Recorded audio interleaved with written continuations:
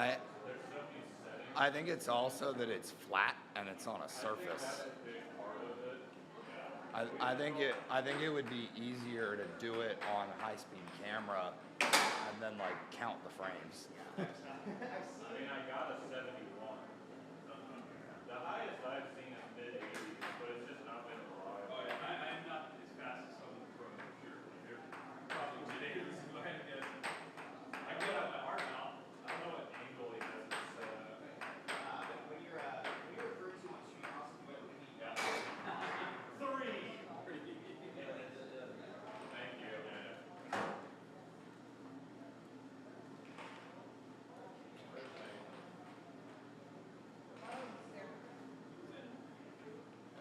You'll be on camera. Thursday.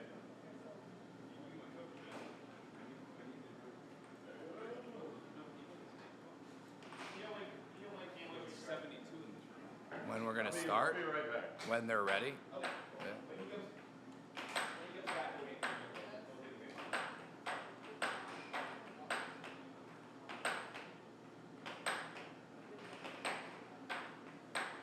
Stretch out.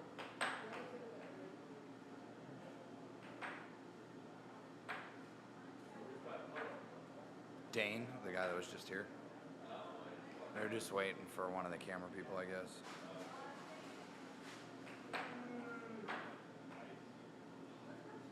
Drink a Red Bull, man. They're all in Connor's car. There's they have coffee at the bagel place downstairs. Well, they got like iced coffee and stuff. I don't know what to tell you. Right next door, Foster Street Coffee sells Red Bull. I would, yeah. Last night, Connor lost his key for like an hour and a half at like one in the morning. So, like 10 o'clock all the way to the car. That was the best part of the team. Alright, guys. I'm waiting to get back. You guys can wait to go. Alright, guys. Get things started. Get us a 5 match. Austin, are you ready? Dain, are you ready? To my right.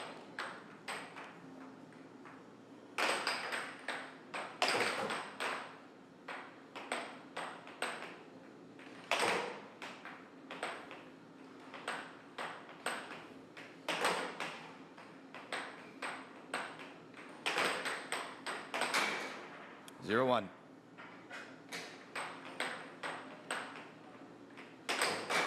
0-2. 1-2.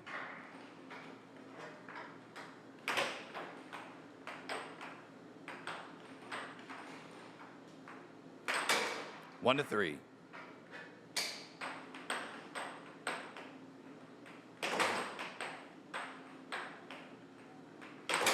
2-3. 2-4.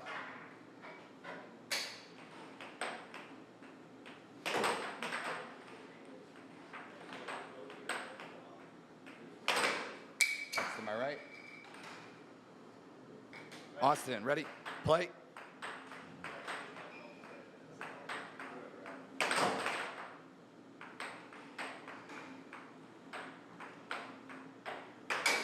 Two to 5.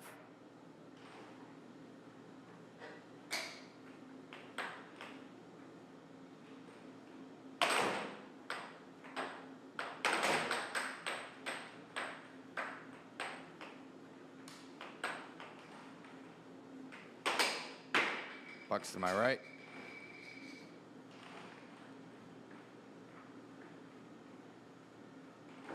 Ready? Play.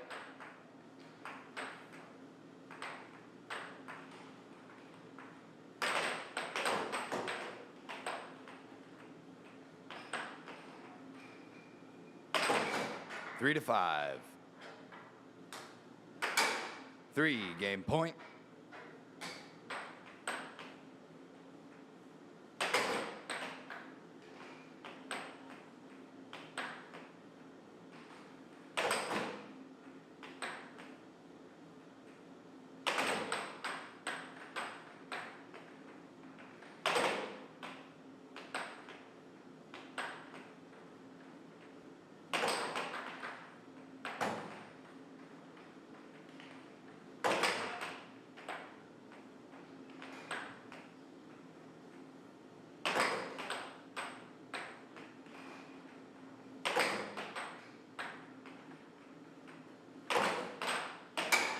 6-4, game point.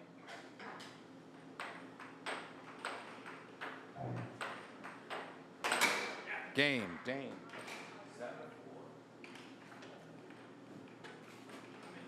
And if you're just now joining us, that was the first game of Dain Anderson versus Austin Fernandez in our 2023 North Carolina State Tournament spin-off bracket. We are in day 3 of this tournament, and we are coming out swinging. Dain Anderson, a North Carolina resident, formerly from Colorado, where they got into the competitive scene and transitioned those kind of skills here, probably ref by Zehnder. And Austin Fernandez from out of state, I believe they're from Austin, Texas.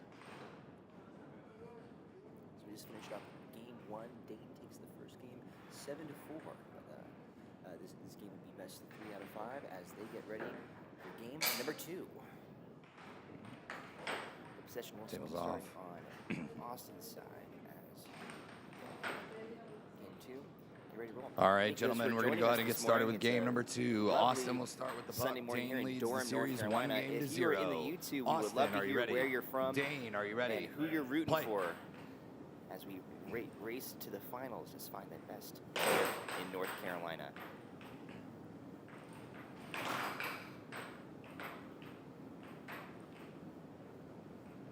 I'm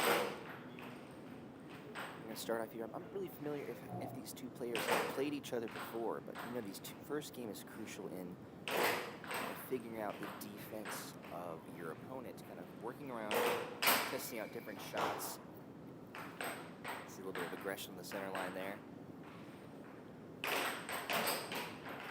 Nice little back and forth. Ooh, just popping outside Dain's goal there. No blood is drawn. 1-0. Right wall under from Dain Anderson to kick off game 2. 1-1. Austin responds with a shot of his own, tying us up 1-1. These games over 7.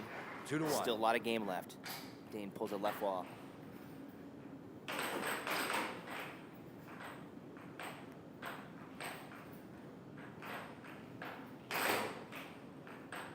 Nice block. Just testing it out. Still trying to find what's working and what's not.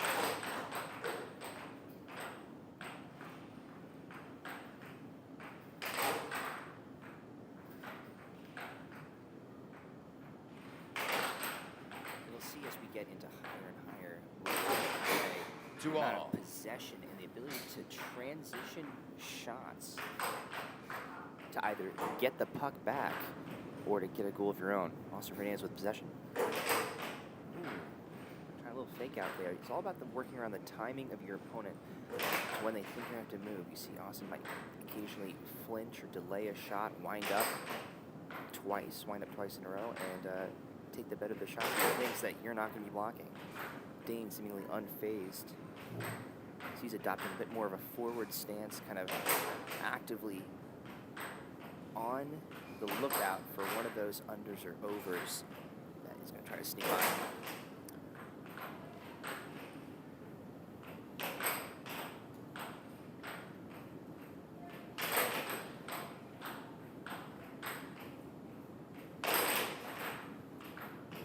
Attempt at kind of a grab there.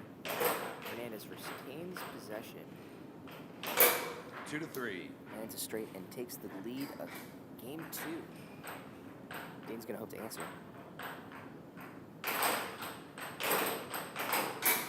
2-4. Unfortunate self-score. Time is recognized. Fernandez's lead. Dain calls the first timeout of the set. You get 1 10-second timeout for each game, and those 10 seconds can really give you that Austin, ready? opportunity to Play. refocus and regain control. 3-4. And it seems that it did something for Dain as he goes ahead and answers back with a shot of his own, taking that right wall under.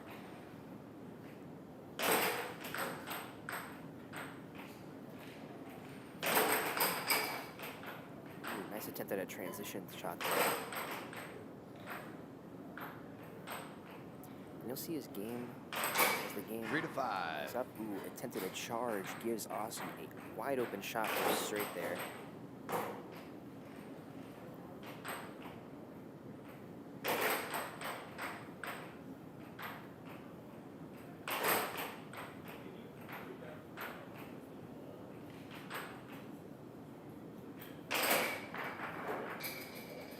Flip it. Puck is still in play. He Austin, just has to ready? flip it. Play. Great catch by Dain there. And 4 to taking 5. the right wall under. He's not going to go down without a fight. Still plenty of air hockey left to be played in this game. Transitioning shot, the exchanging of bank shots. When you take bank shots like that, you have to prepare for them to come back and maybe try to get possession back and maybe even combo it. You can kind of take that dribble off the back wall, the back corner of your opponent's rails.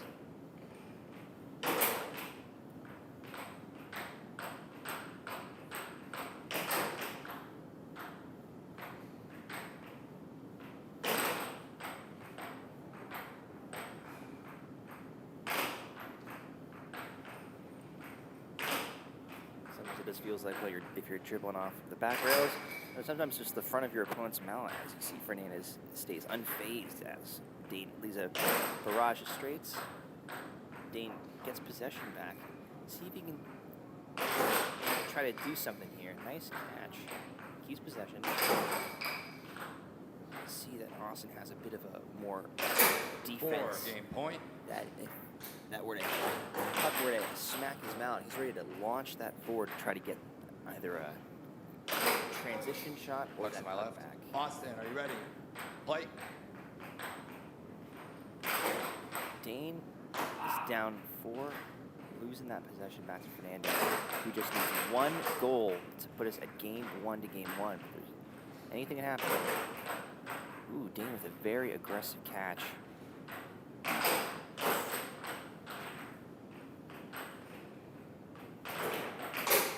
5 game point. Dain is going down swinging 5-6.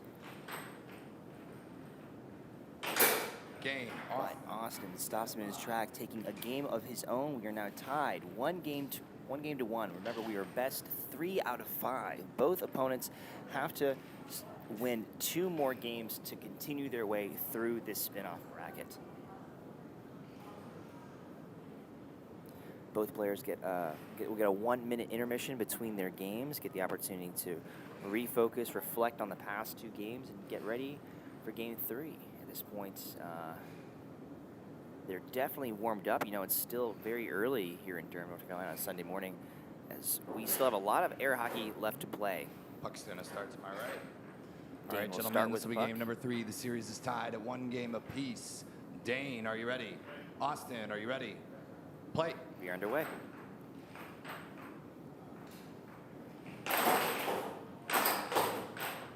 Tables off.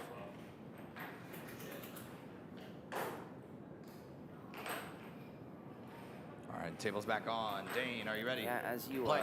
play these extended matches on a dynamic air hockey table, the syncing of the score count does 0-1. not sync up with the actual process of long-winded air hockey sets. And so you will see often these tables will just time out, turn off after certain goals 1-1. are scored, and giving both players a moment to pause while the table turns back on.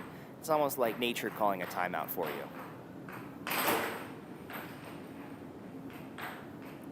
Tied 1-1.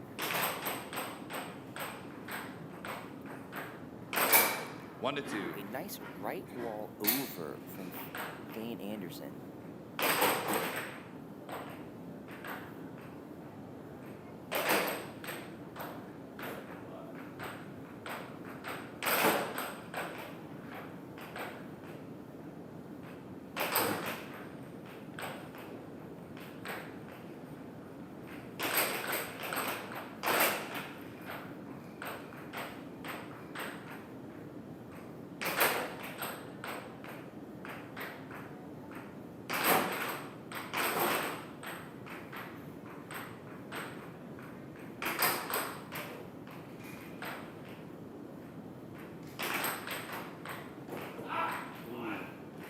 Losing that transition there, some obvious frustration.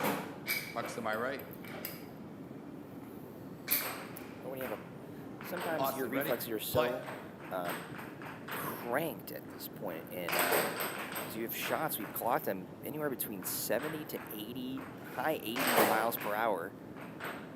Sometimes it's just slow pucks that get right by you. 1-3. Dain growing a lead 3-1 over Austin. Time is recognized. Fernandez calls a timeout. Dain for that moment to walk over. That's 10. Dain, are you ready? Play. Sometimes all he needs is 10 seconds.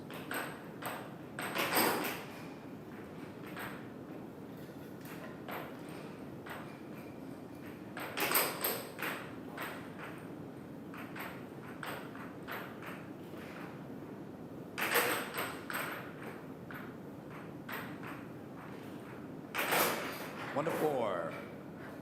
Dain takes goal number 4. Fernandez left to answer. Small dive trip up at the center line, trying to find that angle that Dain can't block, and 2 to he finds it 4. a straight cut.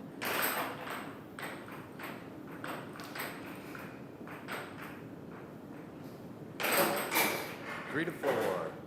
Time is recognized. The second and last timeout of game number 3 is called. Usually we see these around 5-5, 6-6s in the later in the games, but we are Austin, are you ready? still at the Play. midpoint. Both players have a couple points left to score before we can finish out game 3. Let's see if it pays off for either of these players. 4 all. A right wall over. 4 to 5. Immediately answered by Dain, trying to keep that lead and take this game. 5 all. Austin doesn't want that. He's going to tie this up. 5 all. No timeouts remaining. It's just 2 men on a table. 1 puck with goal. And a prayer.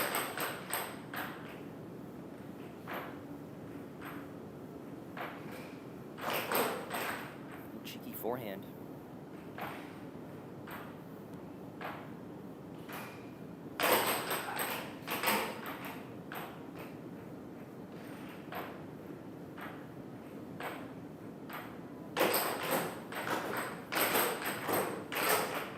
Dain trying to keep possession. Wipes some sweat from his brow.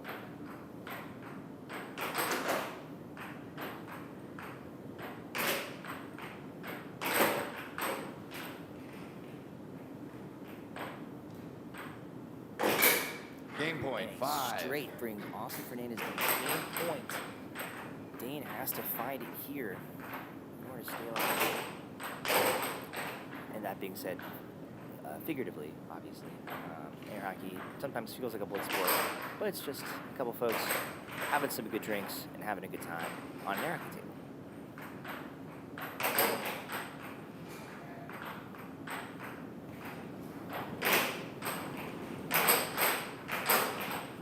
Dain fighting to keep possession and to get himself back in the game here.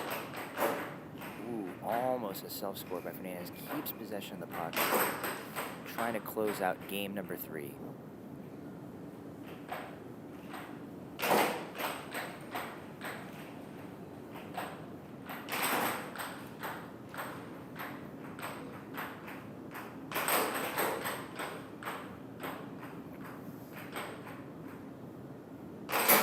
Game point, either way. Right wall slips right by Fernandez, tying up the game. It's his possession. He attempts a little bit of an off speed.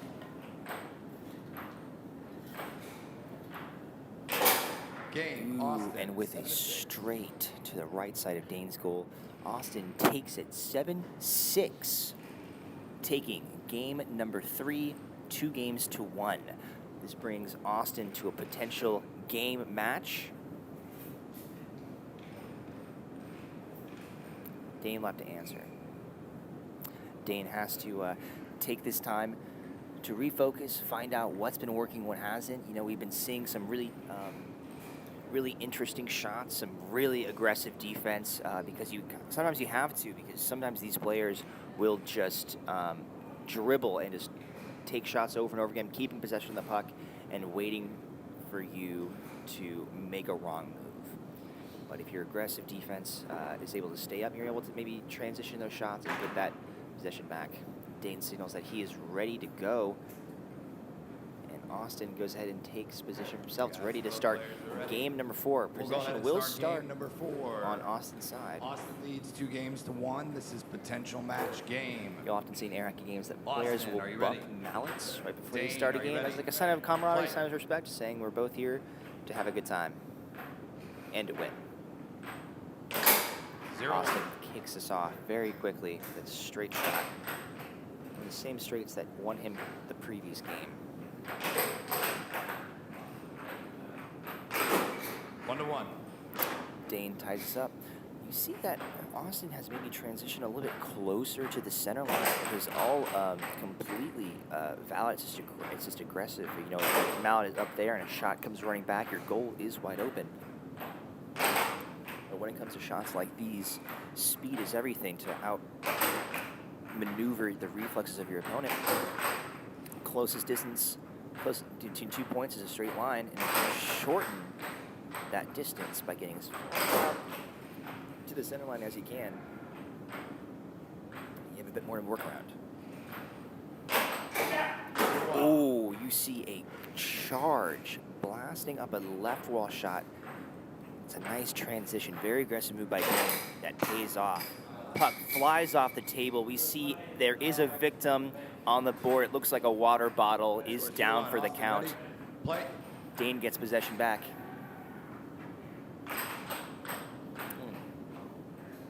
That's why you should always keep a towel in your air hockey room. Ooh, aggressive catch by Dain there. It seems he's trying to work more off the prediction game. 2-2. Unfortunately, gets a very, very quick little cheeky self-score there. Puck's to my right. Puck comes flying off the table. That puck will go to Fernandez. Game is tied 2-2. Dain, Austin are you Fernandez is ready? up 2 games Play. to 1.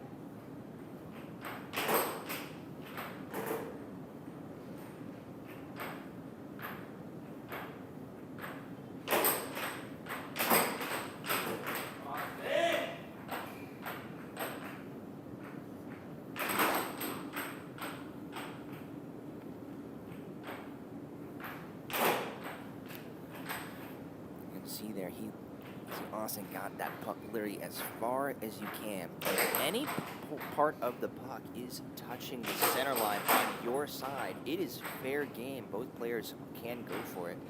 Only time it would constitute a foul is if the puck has completely crossed the center line, or if during the shot, you see a bit of aggression there.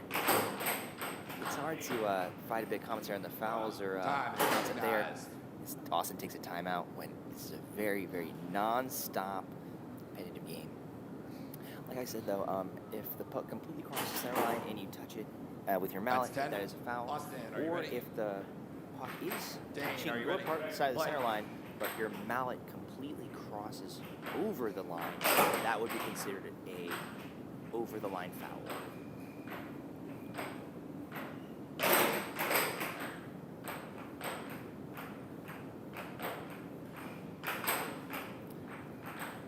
A lot of competitive players will kind of flirt with that center line, knowing full well the extent of where their shots need to be and how they can take that shot. Dain breaks the tie, 3-2. Austin's going to hope to answer.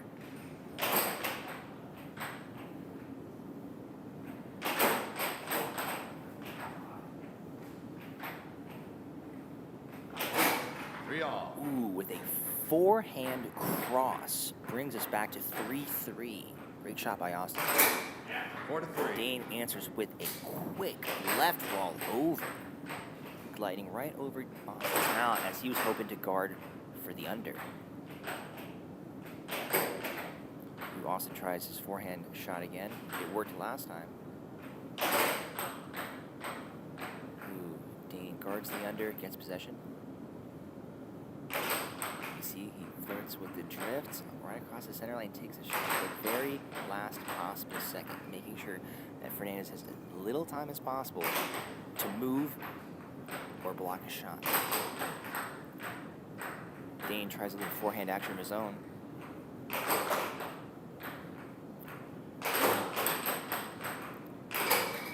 Puck to my right. lose possession of that puck. And Austin is holding on, making sure that Dain, he are you keeps ready? his game lead, Play. keeps the game in control.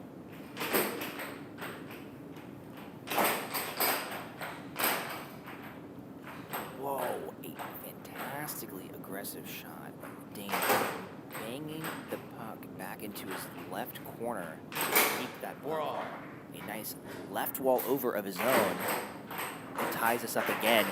Neither player willing to give.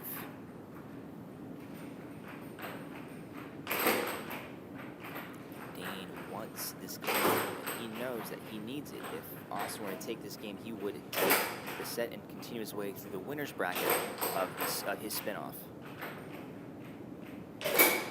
4-5. Austin takes the lead. He's only 2 points away from winning this match. Match Correction, 1 point away. Dain has 3 points to answer to stay Table's off. alive. Table turns off, and maybe just in time to give Dain that extra couple second he needs Score is to 4. figure match out point. what Austin, he needs are to you ready? accomplish, Play. and where he needs to take his shots, and what Austin needs to guard.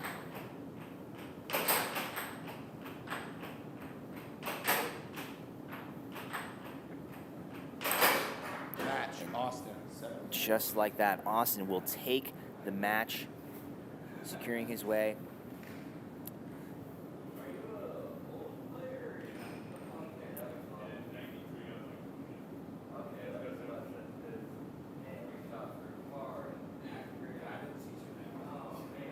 You see a bit of interaction between Dain and Austin.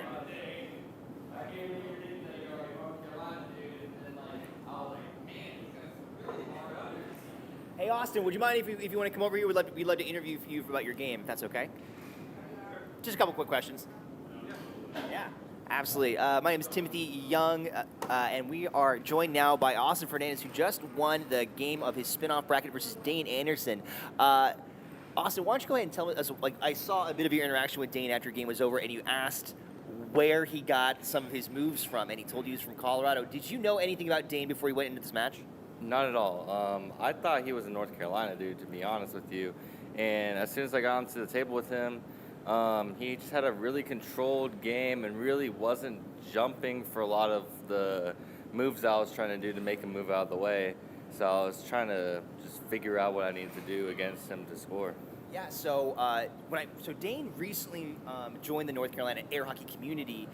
He showed up to one of our tournaments and was like, "Whoa, I had no idea you guys existed," because he is from Colorado and he's from that competitive scene. And he showed up to our tournament with that shoestring in his mallet, and we had never seen him before. And he came in and he blew all of us away. And so I've heard the shoestring being a Colorado thing. Have you seen it? Because you're from Texas, right? Yeah. Do a lot of players kind of play with that kind of modification on their mallet in Texas? Some players do. I know that Jacob Weissman was doing it for a little while. I know Brian Gazzetta from Chicago also has a string on his mallet. But basically, the thing about the string is that, so basically, if you have the string, you can't lose your mallet. Yeah. And that's the rule in the USAA now, that even if you lose your mallet, as long as your string is still attached to your finger, you still have control of your mallet and the puck is still in play. So is there really any reason not to have a string on your mallet, unless you just don't want to drill a hole through the top of your favorite air hockey mallet? Yeah, the thing is with the string is that if you hit your mallet hard, it's going to come back to you and hit you in the finger, which is a bad idea. But it's kind of like a slingshot kind of a situation. But the only other downside is that if you shoot a shot and then you lose control over your mallet, and then it comes back in and scores on your goal, because that would still count. I mean, doesn't it count if you lose mallet anyway and you still score? That's why a lot of players will dive onto the goal. The thing is, with the string, you can't block. Oh, because you're already flat. Because you still have control of your mallet. That would be considered goaltending.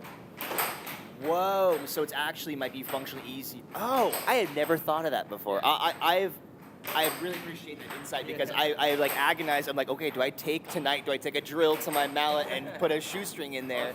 I've thought about it a few times, man. And Gotcha. Yeah, we are. They're just warming up. They're great to go.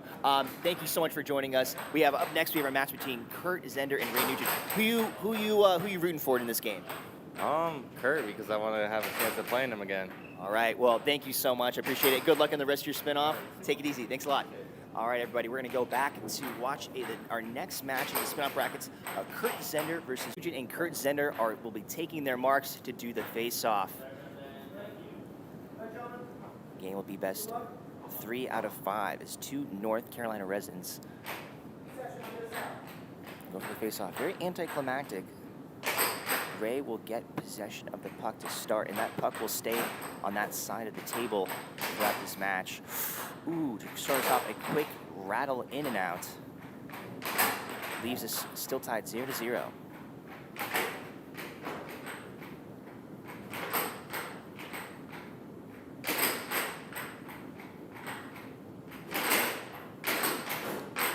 Neither shot's landing. You saw Kurt try to get an under through an open part, but rattle out just in time. When you play on these kind of air hockey tables, each of them has their own, I guess we could call it temperament or personality with what they will tolerate on an air hockey table. If some people are willing to and able to take these absolute banger shots that will go, but those same shots on other tables might completely launch off the table. So you'll see that they have to find a happy medium between taking the shot that is fast enough to not be blocked, but slow enough not to rattle out of the goal or fly off the table. Ray is able to tie up the game with a right wall of his own.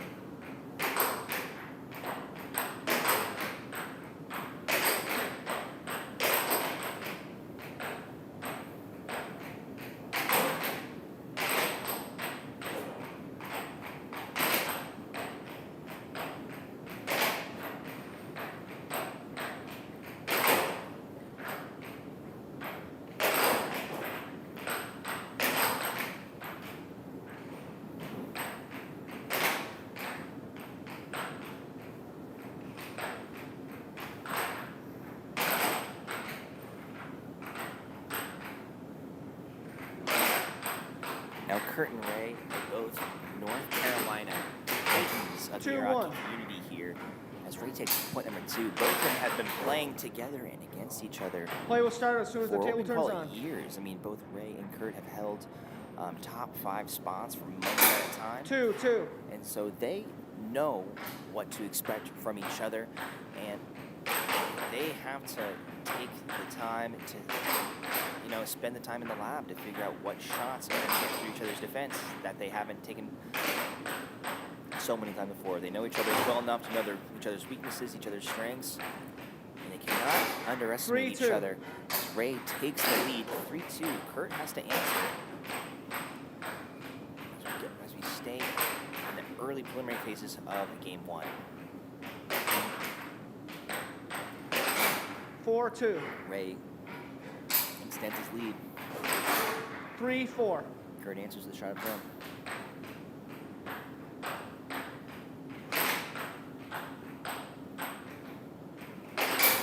Five-3. Takes a shot. 5-3.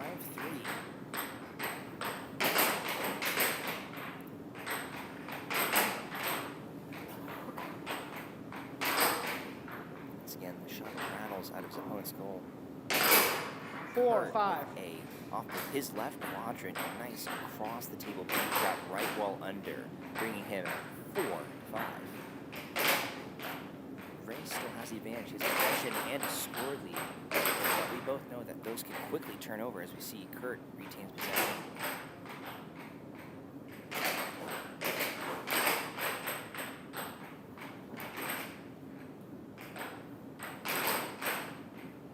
Transitions. Probably one of those important parts you learn in your early time of air hockey, of how to turning a shot on you into a shot on your opponent. A lot of early players, when they're getting into that aggression of not knowing how to shoot accurately, but they want to shoot hard and fast, they will hit everything coming their way. get more Game point 4. more in tuned shots, you realize what angles you need to take with very, very little reaction time. Kurt is down 3 points in this first game. He knows he has to make something happen here. Ray's not going to let him. He's played against this kind of offensive forward. He knows how to play against Kurt. But does Kurt know how to play against 5, Ray? game point. He does. He takes a left wall over, apologies, to bring himself to 5-6, only down by 2. We've seen comebacks worse than this before. But Ray does not want to let up for even a second. He knows what an advantage having a 1-game lead this early would do for him.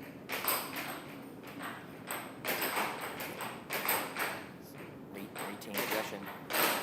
Forehead action. He charges the shot, gets possession back. Jumps out of the goal. He tries it again. Good level of speed. He takes the first game 7-5. Each player will get 1 minute of intermission, but if you are familiar with how some of these air hockey players play, they want to spend as little time as possible between games. They want to ride that momentum wherever they can. Like Kurt says, he's ready when Ray is ready. He asks for 5 seconds, takes a quick stretch as we are ready to ramp up into game number 2. All right. Ray wins 1-0.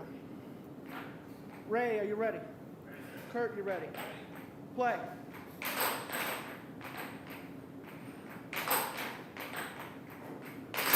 One, 0. Ooh, Ray kicks us off with taking first shot, first goal. Game number 1. Game number 2.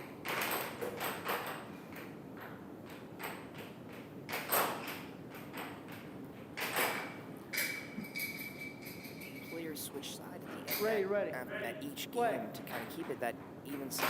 You know, sometimes as these air hockey tables wear on, they can accrue some wear and tear, and some folks believe that some tables have a good side and a bad time. Kurt calls Play. himself out for some palming action.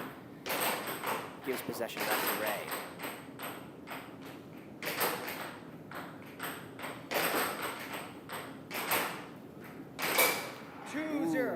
Grabbing Play quick will start possession as soon as the table into goes a on. right wall, taking himself 2-0. Table turns off, and Kurt is trying to turn his game around. 1-2. But Ray has a quick answer. He's not going to go down and let Kurt take that than anything. The puck flies off into our media stand. Luckily, that's what we have the bulletproof glass for. Not for me, but for the stuff. Kurt, you ready? Play.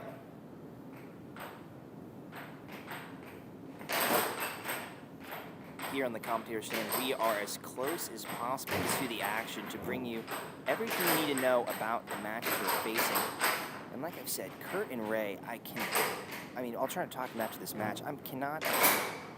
Would not be surprised if they have played 3-2. dozens, if not hundreds, of matches against each other. And I'm excited to see what insights they have out each of them. You see a dive onto the deal by Kurt. Does not pay off, but it looked rad as hell. 4-2. Ooh, right wall over. Kurt has found a bit of a stride here.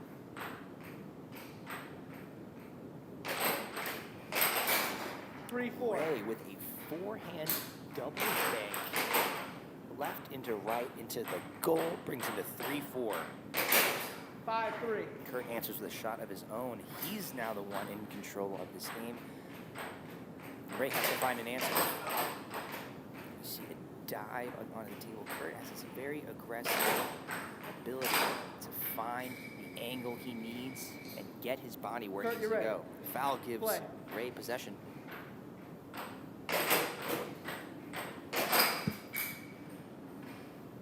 And goes to show you the Ray, you even ready? caliber of Play. these players. How quickly the tides can turn between games. Game 1 has no effect on Game 2, except for the points. You know, they need to have that thought about what they need to accomplish and forget about any mistakes they might have Game made point 3. in the game before. Timeout call. Kurt Zehnder takes 6 points to raise 3 and calls his first Ready? timeout of this Play. game. Ray with a quick serve, trying to catch him off guard, does not pay off as Kurt gets possession. Absolutely zinging shots off of the back wall. Fouling a little bit too hard and giving Ray Ready, back Kurt. possession. Play.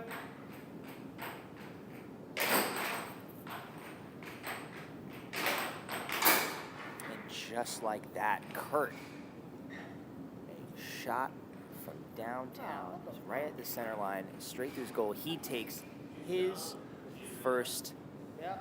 game No, of the that's what I match. got. I just have to keep it open. And you might ask me, how can I take a shot from downtown as well as the center line? And I'll tell you, he showed you. Great transitionary shot. Set is tied at 1. Ray, you ready? Kurt, you ready? Play. All right, both players forfeiting any time left in their intermission and get ready for game number 3. 1 game apiece. And they know they each have to get 2 more. 1-0.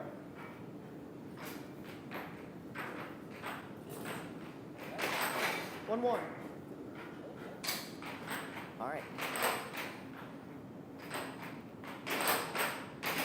As you continue our way into game number 3, we're tied 1-1 in 0 points each. Kurt just won the last match 7-3. He's trying to ride that momentum this next game.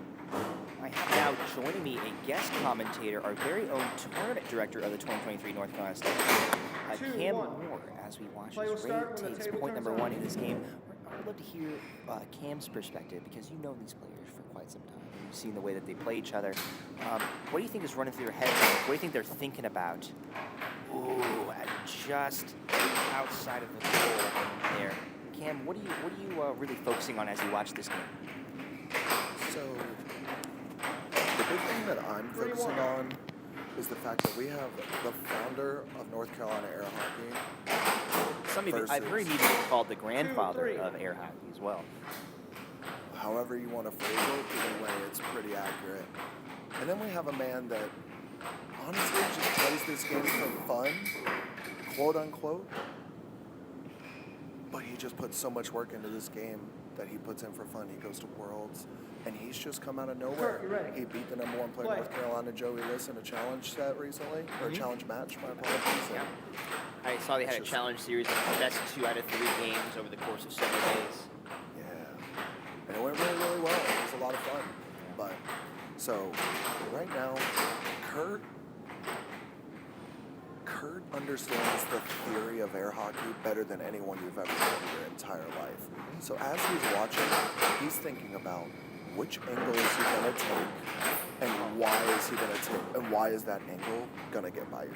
You see a little bit of blade action using the bottom of his mouth there to try to get a cheeky possession. Oh, as an under Reynolds out of the goal there. Every movement he has a purpose. He doesn't waste anything. You see a lot of his maximum kinetic potential. you see a lot of flourishes to try to get that mind game of deception he's running through here. And Kurt ties us up 3-3. Commentator's curse as Ray takes it back with 4-3. Ooh, 100-handed Ray, as you guys have been known to call him. Takes point number 5 as a foul shoots off towards the media stand. We try to get as close to the action here in NCAA air hockey, and sometimes that has a bystander effect of pucks kind of flying around at you. But that's why I keep eyeing the ball, right? Eyeing the puck, rather. Yeah, I'm kind of notorious in North Carolina for taking pucks to the face. I was doing a challenge set against Joey Liss one time and took a puck directly to my open eye and couldn't see for a day and a half. So we wear glasses now. The amount of pain we're willing to go through for the things we love, huh?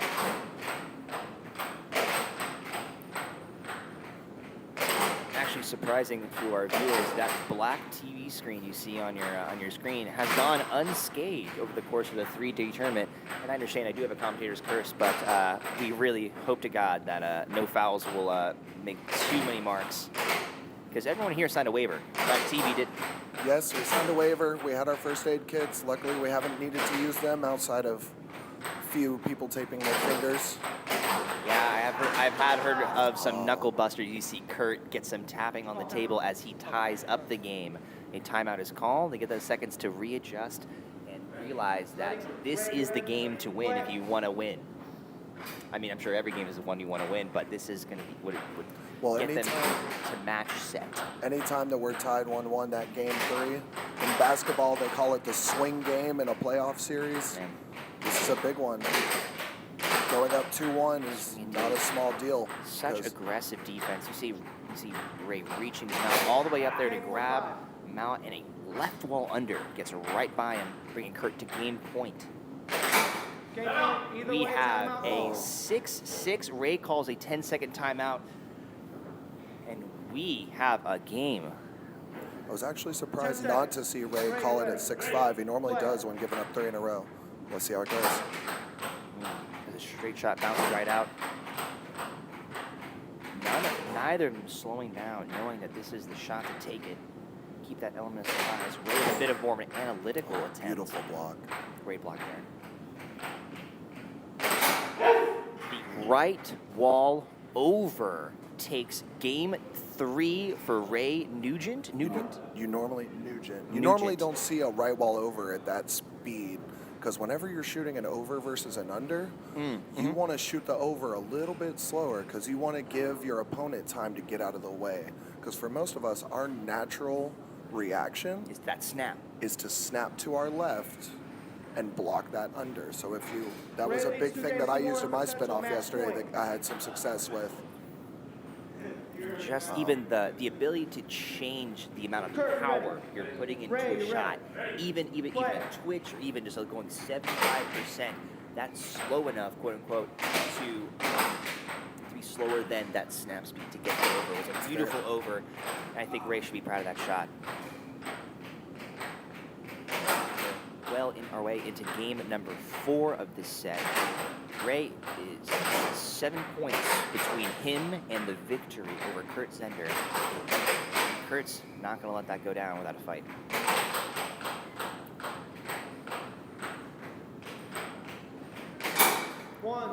Just like that, Ray takes the first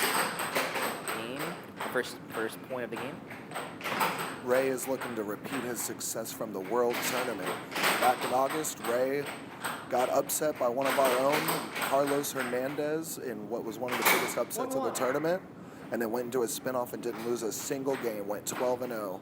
So it looks like today he's looking to repeat that spinoff success. Absolutely. I can tell you, as someone who's been playing in North Carolina for about a year, I've played pretty much every player in the top 20. And I've been able to get one game off of pretty much every single one of them. And Ray Nugent eludes me. I've been able to take a game off of Kurt. I've been able to take a game off of Joey. Been able to take a game off of UCAM, but I have not been able to get 7 points by Ray. His defense, his analytical thinking is something to behold. As you can see here, we're still only tied 1-1 as both players are refusing to give an inch because they know their opponent will try to take a mile.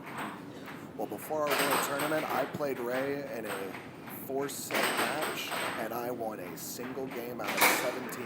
Oh, and that will... Play will resume when the table turns on. And we talk about, learning from losses, but learning from 4 sets worth of losses, you must have felt like a genius by the end of it, right? Well, in my first 6 challenge matches, I lost 5 of them, and the first 3, I won 1 game out of all 3 matches. So, but you know what? The man we see on the table to the right, Kurt Zehnder, he says over and over again, he tells us all the time, the reason I'm good is because I've lost more games of air hockey than all of you. Anybody else? That's Yeah. True. He has taken the most losses. He also has the most wins. Yeah, it's a very, very popular Michael Jordan monologue where he lists out all the shots he's lost, all the games he's lost, and I think he finished it again. That's why I'm the best, because I lose and anybody doesn't learn. And so, and Cam, I think you've absolutely grown as a player. One of the most fantastic forehand shots I usually see in a lot with that when it comes to your wrist shot you take. So I think that you've definitely learned something from playing folks like Ray. You see a 3-1 lead. Kurt needs this second game to stay alive. You see he actually even took the angle of a right wall over. I expect to see Ray take a timeout here. Is he going to do it?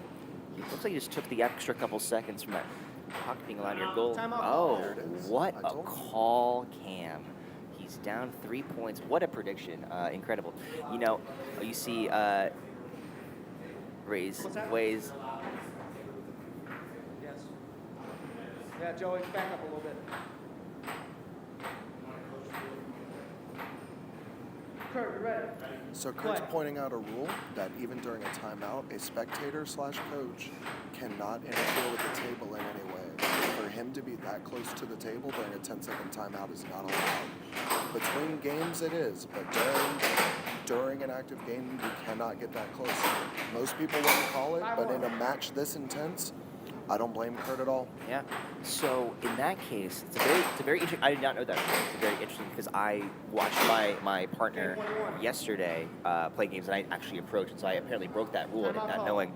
But is the player allowed to approach their Ready? coach? Are they allowed to leave the table during those 10 seconds? and talk? Absolutely. The Okay. player can go wherever they want during those 10 seconds. Okay, understood. So They can even technically do it. So as soon as a goal is scored, the person that was scored on has 10 seconds to remove their puck from the goal. You can walk away and come back in that 10 seconds. But if you Ray break the takes- 10 seconds, you lose possession. yeah.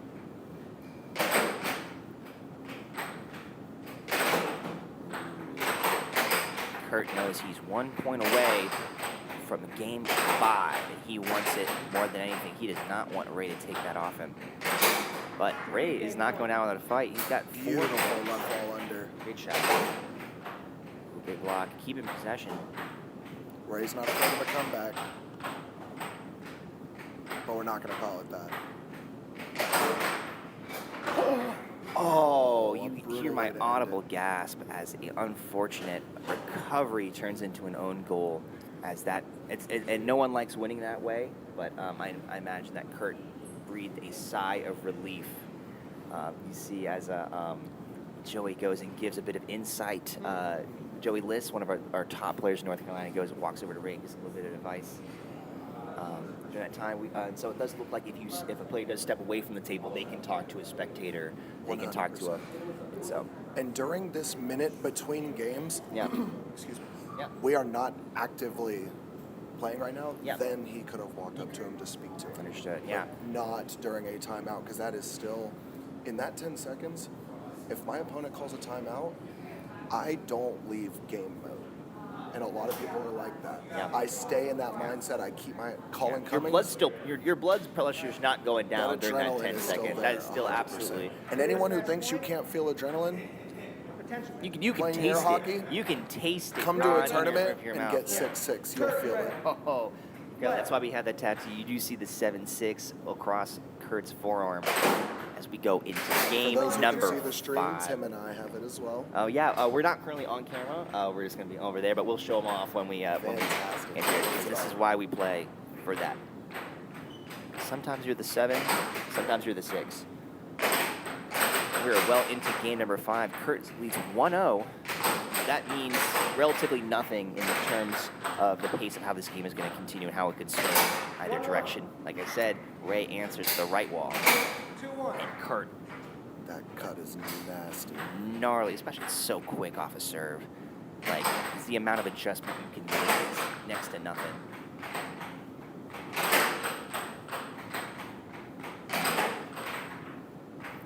We see a big old smile on Ray's face right now. He is enjoying every second of this.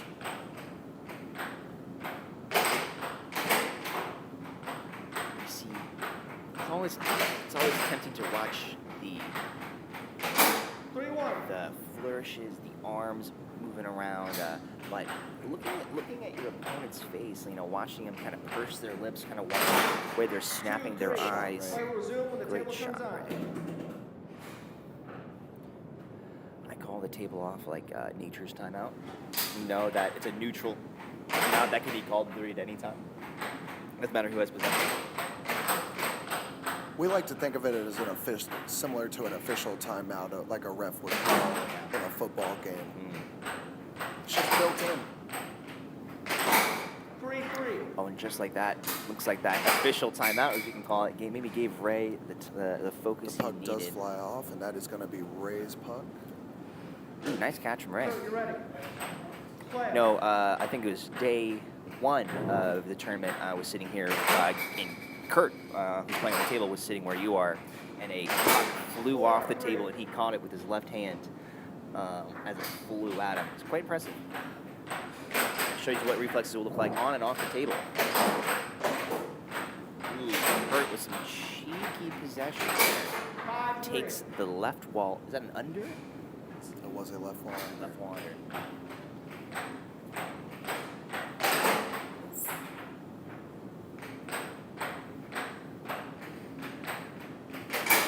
Ooh, a nice there, Ray. The score gap at 1.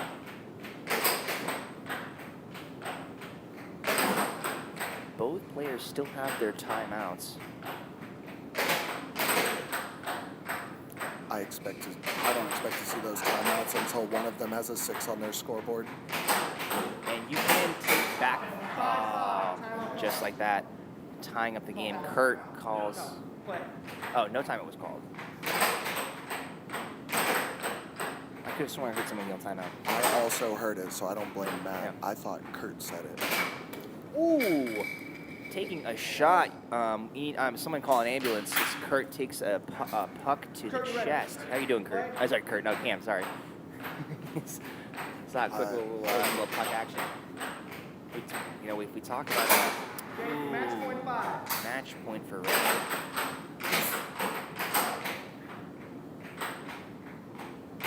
Match point either way. Timeout call. Just like that, Told you Kurt once we see uses that his 6, timeout. there's a timeout coming. And both players can use their timeout one after the other Yes, if they they can. do want that extra 10 seconds. 10 You see a seconds. little bit of a nod between the two of them as they know it comes down to 1 point. Ray has possession.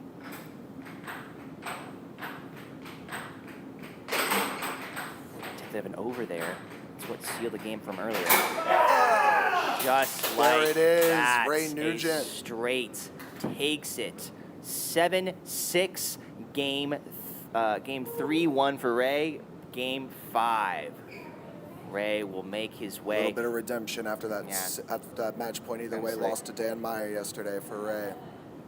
It's harsh, but I'm glad. I think that win of all the matches you have here, I think that's one that Ray's gonna be thinking about for a while. Definitely. On when he's 7-6. Kurt Zehnder, the grandfather or father of air hockey in North Carolina, in the first ever North Carolina state tournament. That was a 7-6. We would love to hear from Ray if he wants to approach All the right, I'm going to be commentator table. We passing would love this to over get to some Ray Nugent. Thank you, get everyone. some insights from you. This is Cam, your tournament director. I have a tournament to direct. Yeah, come on down, Ray. Should I just take a seat right here? Hey, I want to give a shout out to Cam Moore, our tournament director, as he runs out there. Great job. All right, like I said, those on the stream joining us, I'm Timothy Spidey Young, and I'm joined here by Ray. Ray, what's your current rank, both in the state and the world? And tell us what just happened that we just witnessed. So I'll be honest with you, it's kind of hard to tell exactly what our current rank is. Coming into this tournament, I was ranked 2 in North Carolina. Okay. But I've been knocked out of the main bracket. So right here we're in the spin-offs. And so I think the highest, or like the best rank I can get so now is rank 5th. So I will have dropped a little bit, but honestly, I feel like I'm playing as best as I can. Yep. And that win against Kurt Zehnder is probably one of the biggest ones I've had this tournament. Yeah, I mean, I've been talking about this game all morning.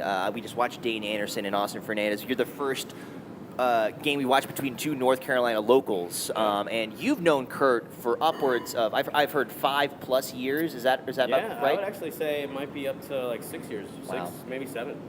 But I didn't know him really as an air hockey player. At the time, I was going to the local bar, arcade, and playing skee ball. I heard you're a big skee ball guy. So Yeah. I got into skee ball competitively, and then they invited me to the air hockey tournaments. And so again, it's a free tournament there. Oh, and the biggest mistake they ever made was inviting you to an air hockey tournament, because now look at you now. Well, right? Big mistake for them when it comes to game, but great asset to the community. Absolutely, so, they Ray. made Great choice. Yeah, if you guys recognize Ray, he was on our stream yesterday holding it down for the evening side of our tournament for the singles of day 1. We're now in day 3 of our tournament. Ray, have you looked at the rest of the bracket? Do you know who you might be up against next? Do you have it? Are you one of the guys who's like, I don't want to know until I'm there? What's your I'll be honest thoughts? with you, I just kind of woke up, drove here, played that game, so I haven't had a chance to sit down and look at our spin-off bracket. And but should still be on the winner side. I know a couple of the winners have been Syed, he had a big win. Sarah Weissman had a big win. And then I guess Austin Fernandez, he defeated our Dain Anderson. But so I think it's probably going to be one of those three. Okay. But I'm not sure who it's going to be yet. All right. Well, Ray, good luck to you. I want to give you a big thank you for being here today, for being here this weekend. Like I said, I agree. You are a huge asset to the air hockey community. And you're going to be repping the next game on this table, I believe. That's right. So when we come back, we will be watching that. But Ray, do you want to give us a kind of a word from one of our sponsors here? Yeah. I mean, so as we all know, the North Carolina State Air Hockey Tournament wouldn't be possible without generous support of our sponsors. We want to express our deep appreciation to Tito's Handmade Vodka, New Belgium Mountain Time Premium Lager, Glass Jug Beer Lab right across the road, and Neighborhood Sports Bar and Arcade. Commitment to our event, really has made a significant impact. Grateful for, all the sponsorship and partnership. Absolutely, and a big, huge shout out to the Durham Food Hall, who we're in right now. They, their event space allowed us to make this tournament possible. We have 7 air hockey tables on their second floor. It's a great space for events. Ton of great food options as well, and then also shout out to the Dirty Bull, who hosted 2 of our air hockey tables as well for the spin-off brackets. Huge shout out to them. And as we continue our way, we are prepping the table for our. We are getting ready for our game. I think they're needing me over there. So Okay, Ray, Ray, very much. thank you so much, and I will be catching you later. Thank you so much. Yep, thank you. We'll be right back. Yes, sir.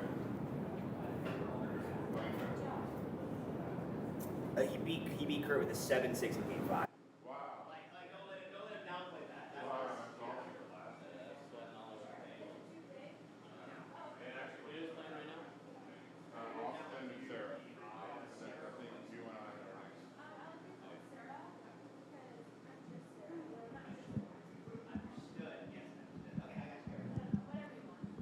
I'm pretty loud because I can't see the table, but I'm pretty loud. Okay, thanks. That's good.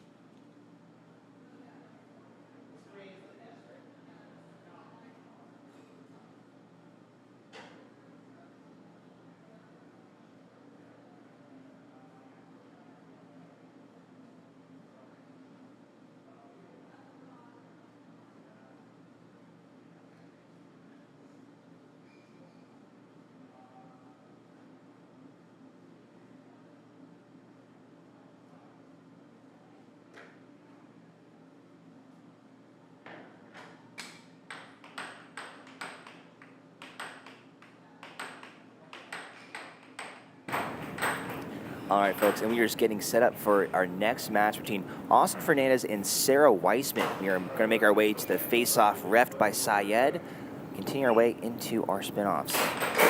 Ooh, scoring a goal off the face-off. Austin will get possession on his side of the table. Well underway. Sarah evens it up with a nice right wall of her own.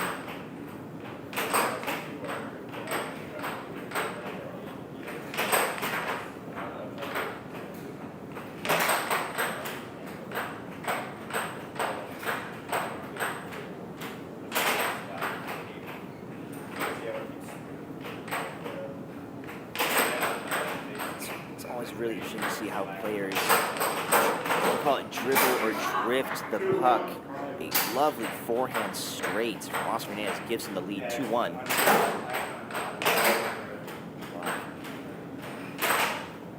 Great blocks on both sides. Defense is half of the game. That cross. Great block by Sarah there.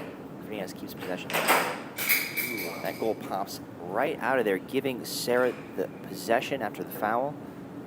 Let's see if she can make some moves here.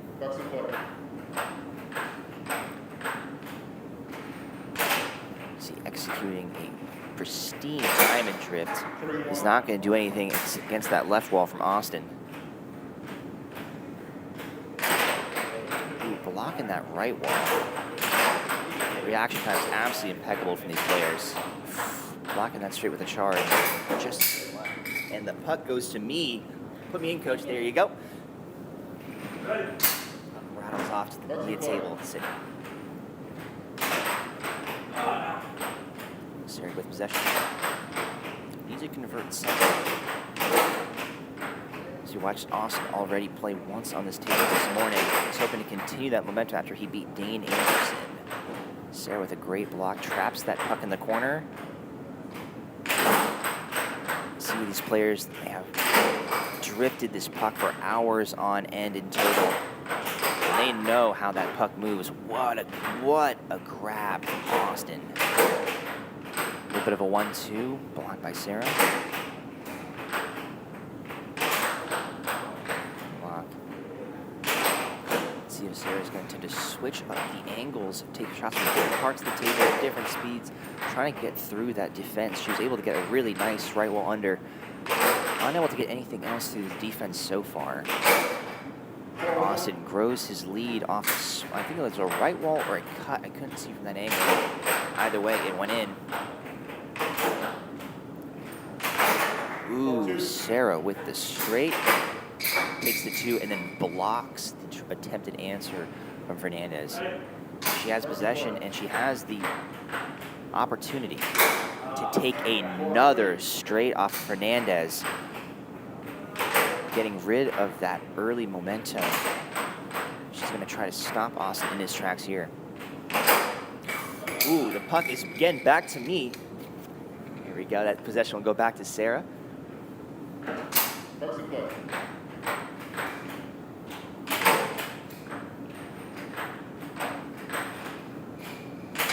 Austin! 4-4. Sarah ties up the game with another straight down the middle. Austin's need to find a way to answer this. Sarah's just taken 3 shots, 3 goals in a row unanswered. Until now, Austin takes a straight of his own.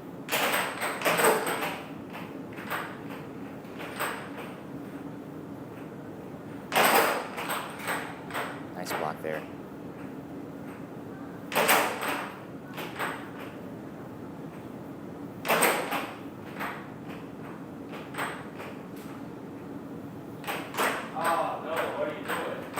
Speed slips out of his fingers. See some frustration right there. Very close shot. Ooh, the over was not blocked but did not land. Oh, he tries a forehand again.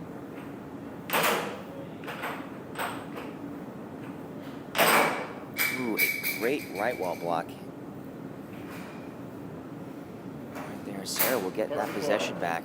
She's down by 1 point, but we've seen stranger things. She's going to try to take that same shot as Austin yells out his own name in frustration.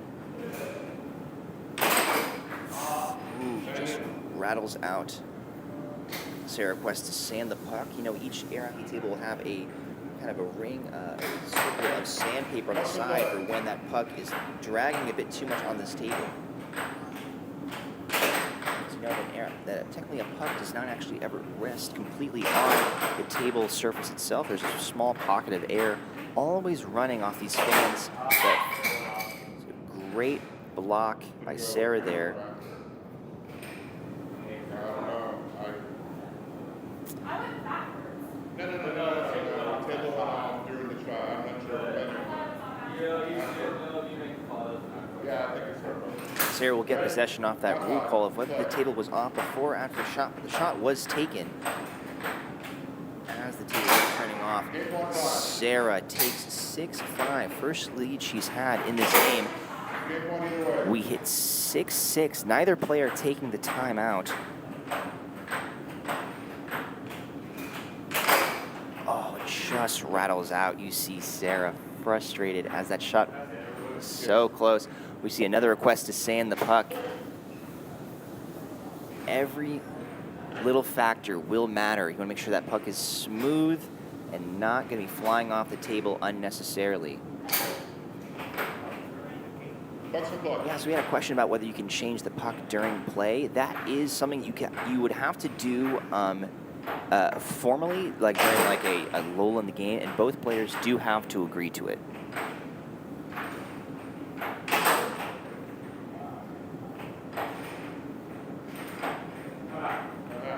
Ooh, the first timeout of the game is called. Austin has possession, gets that 10 seconds to gather his thoughts, find a way to take down this game. But that timeout's also going to go to Sarah as well. She's thinking the same exact thing. How is she going to block the shot? Ooh, little forehand sneaky action gives Sarah the possession. And there it is. She takes game 1, 7-6 with a straight that's been faithful to her all game. It helped with her early comeback when she was down 4-1. She had 3 back-to-back straights that were able to score. All players get in 1-minute intermission to get ready for game number 2. This is far from over as we continue the spin-off bracket of the 2023 North Carolina State Air Hockey Tournament.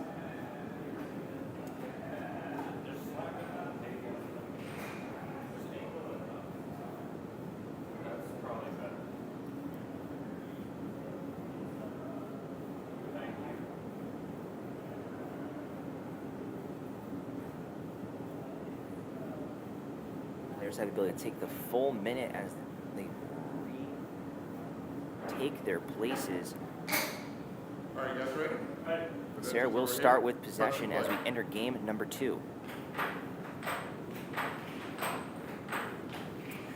I just remember because Austin had the first goal of the game off that faceoff. That puck will stay on that side of that table to Syed's right, on where the side Sarah's on, for the rest of the match as the players rotate their way around the table for each game.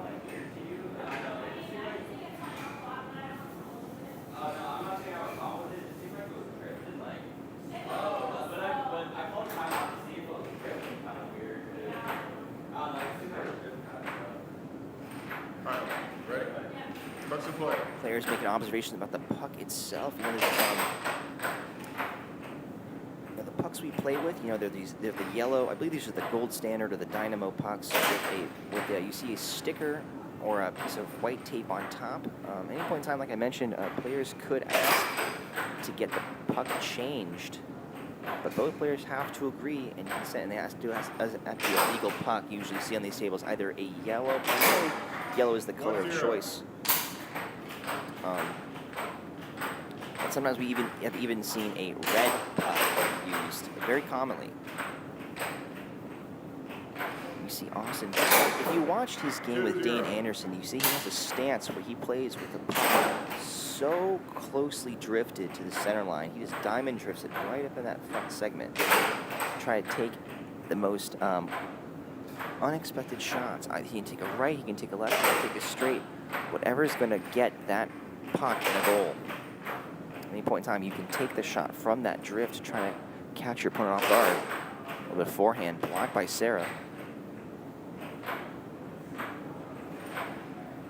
You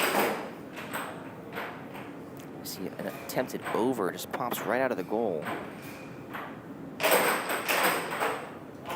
Speed of a transition shot as Austin giving himself a bit of a pep talk as Sarah's on the board with a nice straight that's been faithful to her this all game. Austin keep trying to go for those angles. He's known an over isn't been getting blocked, but he just needs to have the accuracy to make it land. He's pairing that and comboing that with a straight shot. Again, from that one front side, right near the center line. Sarah's gonna have to answer. And she ties up the game with that blasting straight.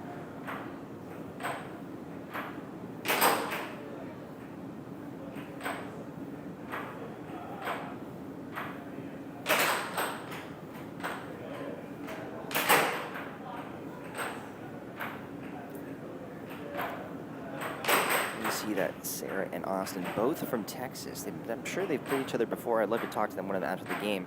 Talk about what they were thinking during this game. Puck flies off the table. I got it.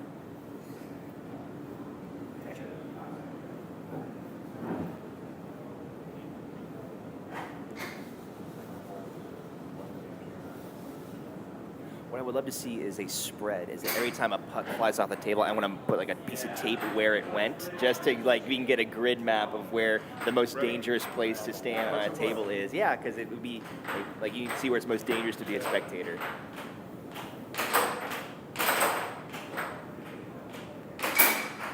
see Sarah takes the lead with that shot. You see that Austin keeps getting that puck right through that small corner on his right side of his goal. Ooh, you see a bit of an in and out there.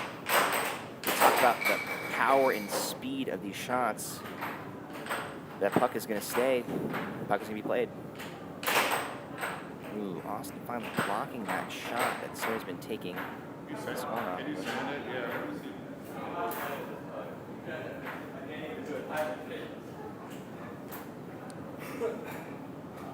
They go to sand the puck. Both players have the option of switching a puck out if they both consent. I know there's plenty of pucks to go around, but if this one continues to give them trouble, they might want to change it. Austin saying he might not even be able to diamond drift with that puck. Yeah, it's definitely not a super fine puck. It looks like the ref agrees. The score is 3-2 Austin. It looks like they're going to walk off to do indeed find a replacement puck. Hey, Austin, you wouldn't happen to know the grain on that sandpaper, would you? Like what the normal? No worries, no worries. It's a very common, because some certain kind of grain on a sandpaper is too fine. You actually will just completely remove any texture off that air hockey puck that you need. And so there is a certain ratio, there's a certain range of a sandpaper you should get. And there is a common schools of thought that kind of conflict whether you should be sanding your mallet either.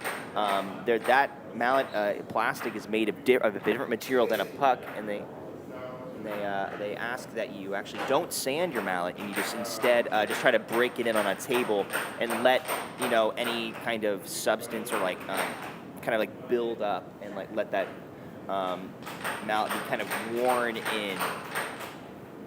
All right. Okay, both players have found a replacement puck. Puck's in play. Let's try to take this on again. We continue game number 2.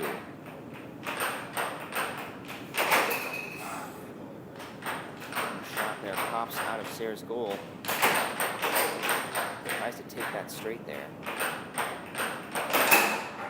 Ooh, 3-3. coming out swinging, ties the game, 3-3. Ooh, Sarah taken under.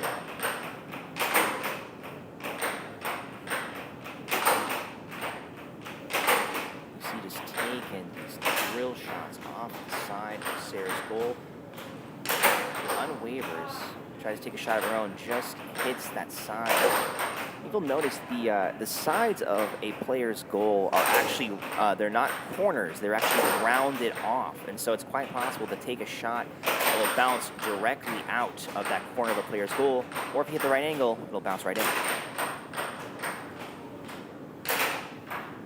Ooh, bounce right off the mallet.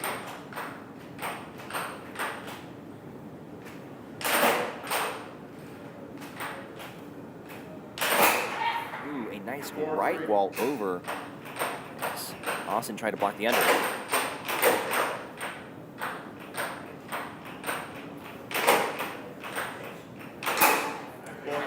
A straight shot will bring the players back. 4-4. They know that this is the swing game. The puck hits the TV.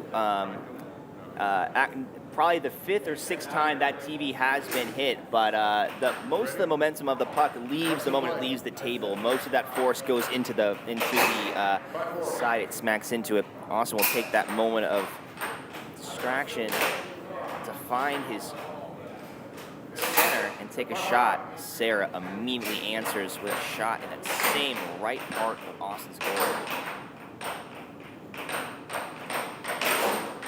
Over time as a player, if you want to analyze what shots are getting by you, you can make those small modifications to your defense, but know that if you start blocking one spot, your opponent might find another. Game point 5. Austin enters game point with 6-5. Sarah tries to take the shot blocked. Flying up into the air near our New Belgium Mountain Time Premium Lager sign, as well as our handmade Tito's vodka as well. Both big-time sponsors of the state tournament.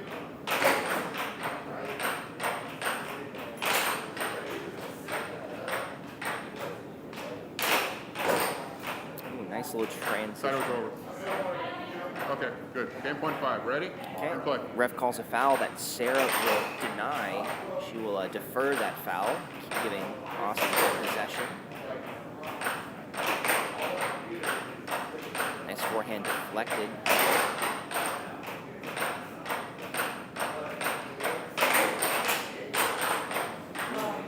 Sarah fights for that possession. Oh, amazing set of blocks and shots. Austin keeps possession. Takes a shot. Sarah fouls, gets the foul, and gets another attempt at tying up this game. She's won a 7-6 before.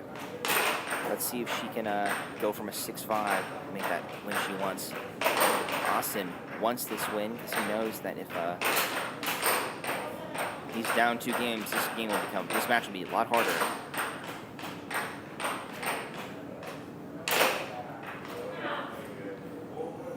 Sarah calls her timeout of the game. Players each get 1 10-second timeout per game. Get that chance to regroup, take a look at their opponent, take a look at themselves, and see All right, time's up. what they need to do. Pucks in play. Looks like that, we're back.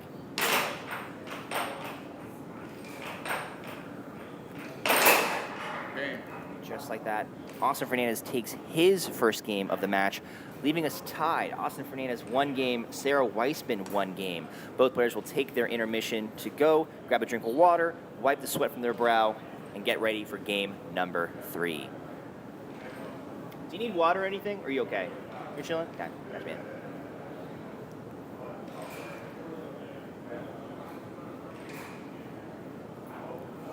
And if you are wondering how the rest of the tournament is going on outside of this room, we do have spin-off brackets happening on our Facebook page. If you go to facebook.com/NC Air Hockey, you will find our page and our group where we are live streaming the rest of the spin-off bracket happening here at the Durham Food Hall in Durham, North Carolina.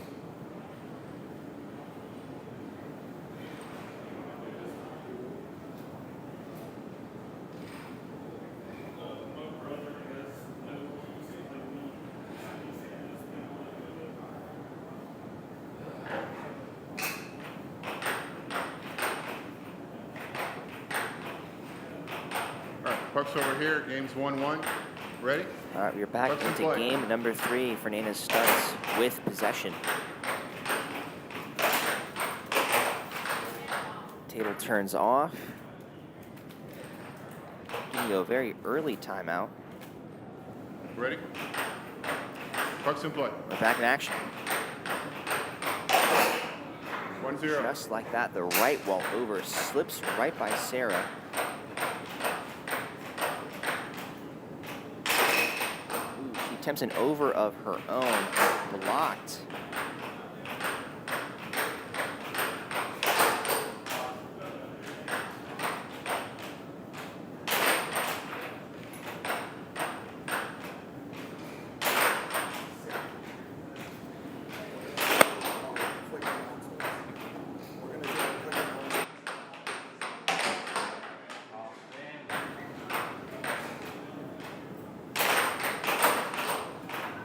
Trying to for a quick transition shot, does not land, but gives him the possession.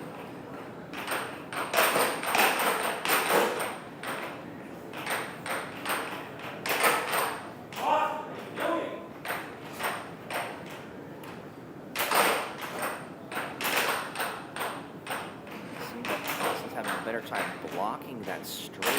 He's treating Sarah so well in the past 2 games. Some defensive adjustments have been made by both players as they figure out how the heck are they going to get that puck through their goal. 2-0. Austin finds a left wall shot, slipping right through the defense.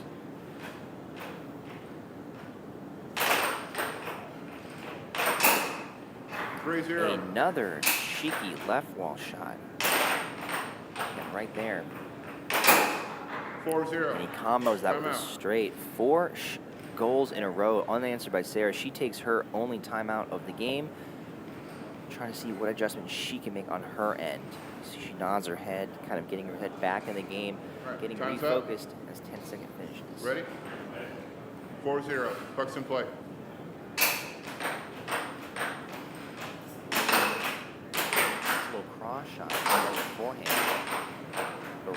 shots as she maintains possession. Austin keeping his defense up. He would love to have his lead continue being 4-0. Not if Sarah has anything to say about it. She blocks his attempted straight. Ready? Raise it to 5-0. Bucks in play.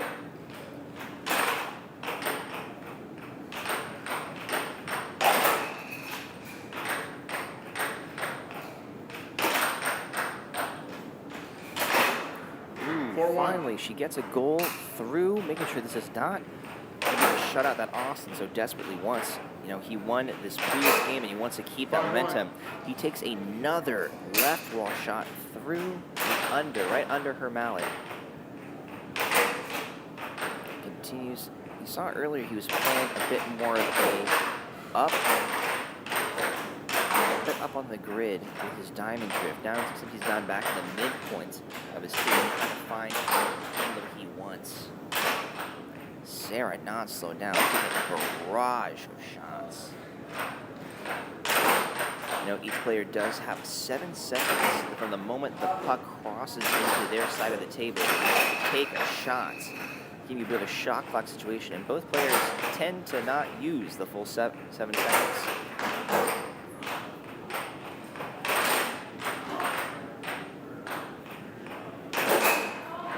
Game point 1. Wide. Right wall under. Austin brings it to game point 1. Sarah has to score 6 shots in a row unanswered in order to take this game out of the hands of Austin Fernandez.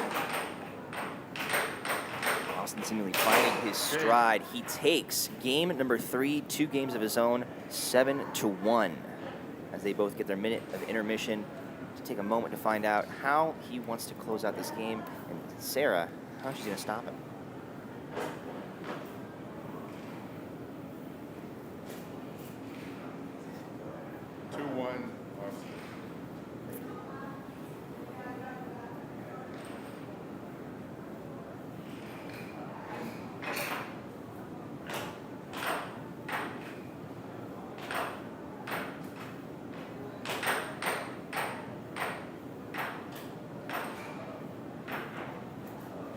Okay, players ready?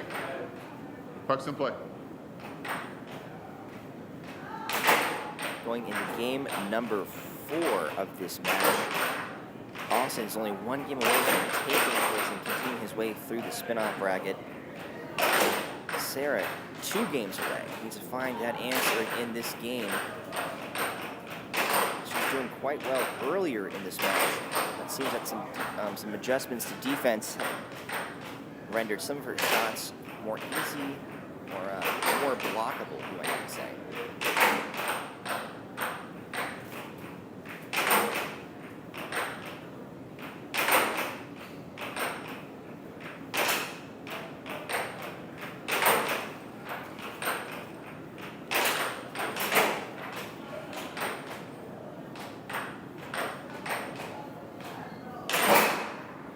You see Sarah breaks this volley with one nice little right wall under.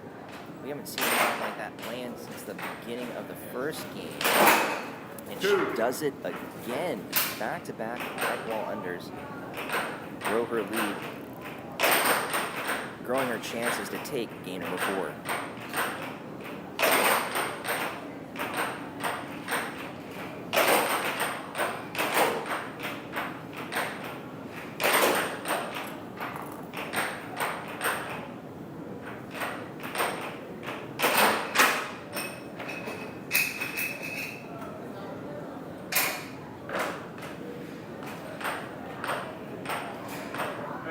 Bucks in play.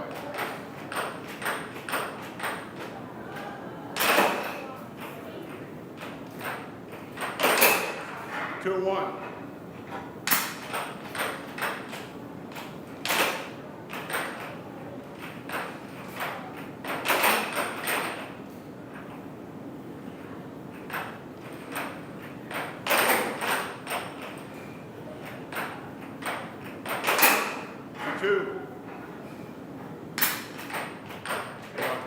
Turns on as we find our way out. Ready? Pucks in play. Able to find getting that answer, tying up this game. Ooh, puck flies right over Syed's head. He good? Yeah, just It went through the hair. made a maybe maybe if his hair was a bit longer, might have had more trouble for him, but he gets away unscathed. It's another foul gives Austin that possession. Ready? Pucks in play. So this is the spin-off bracket of the finals. So the idea is that if you were eliminated from the winners bracket and then the losers bracket, you are put into a spin-off bracket that will consist of people who were eliminated in the same section as you are. And you're kind of playing for those individual tournament placing numbers. So the idea is that even if you get kicked out, even if you lose your first 2 matches against some players, you still have the opportunity to get into a spin-off to find out where you land. 3-2. Austin will take the lead 3-2. Sarah needs to answer. She had the 2-0 lead. Austin just scored 3 points in a row on her. What is she going to do to try to stop the 4-2. bleeding? Timeout. Timeout is called. 10 seconds as Austin leads 4-2. He's only 3 points away from taking this match from Sarah Weissman, continuing his way through the spin-off bracket. Time's up. 10 seconds concludes. Ready? Sarah Pucks in has play. 4-2.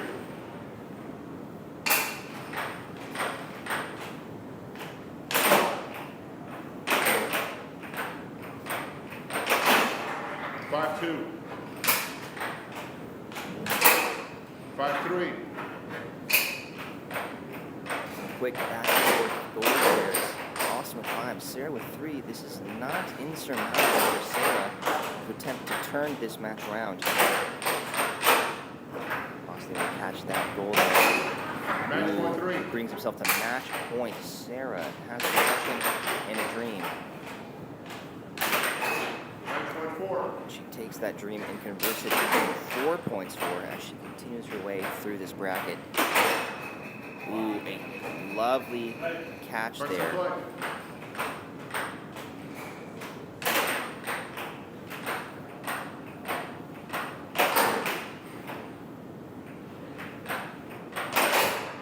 And just like that, taking the game, Austin Fernandez takes game number 3 over Sarah Weissman.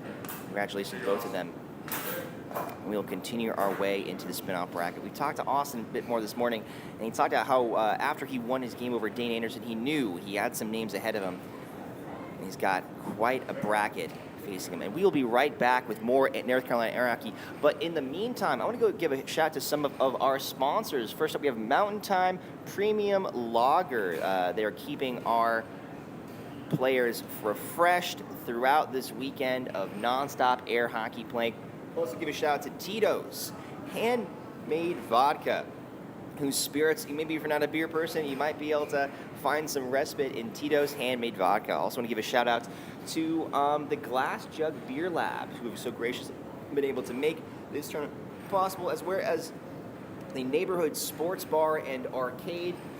We also have the Durham Food Hall, and on. So many businesses and organizations have given their support to the NC Air Hockey Foundation and given us the ability to run this tournament the way you've been running it. The absolute outpouring of gratitude and support we've been getting from both our viewers, our players, and our sponsors has been absolutely incredible this weekend. As we continue, we are going to wait for our next match, and we'll be right back.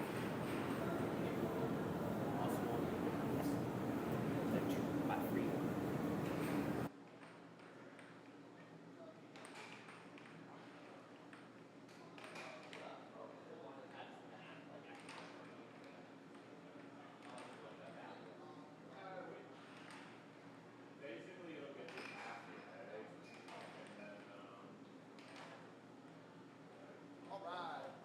I'm going to go ahead and start the announcements.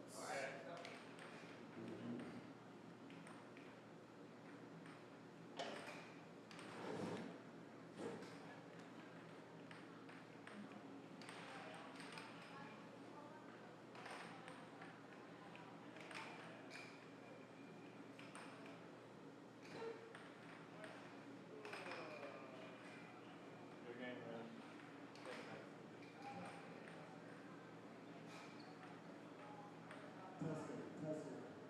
All right. We're going to go down with the start announcements in just a moment.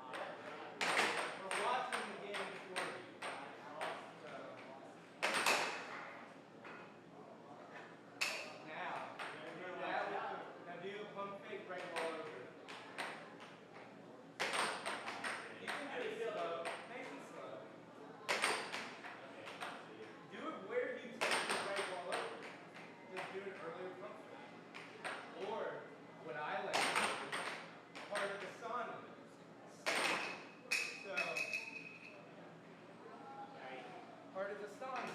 I'm now creating a still puck. So it's not really. You gotta take a picture. You said you would do it at 10 o'clock. Let's go. Right now? Right now. Because otherwise you're gonna tell me you have something important to do. You're a liar.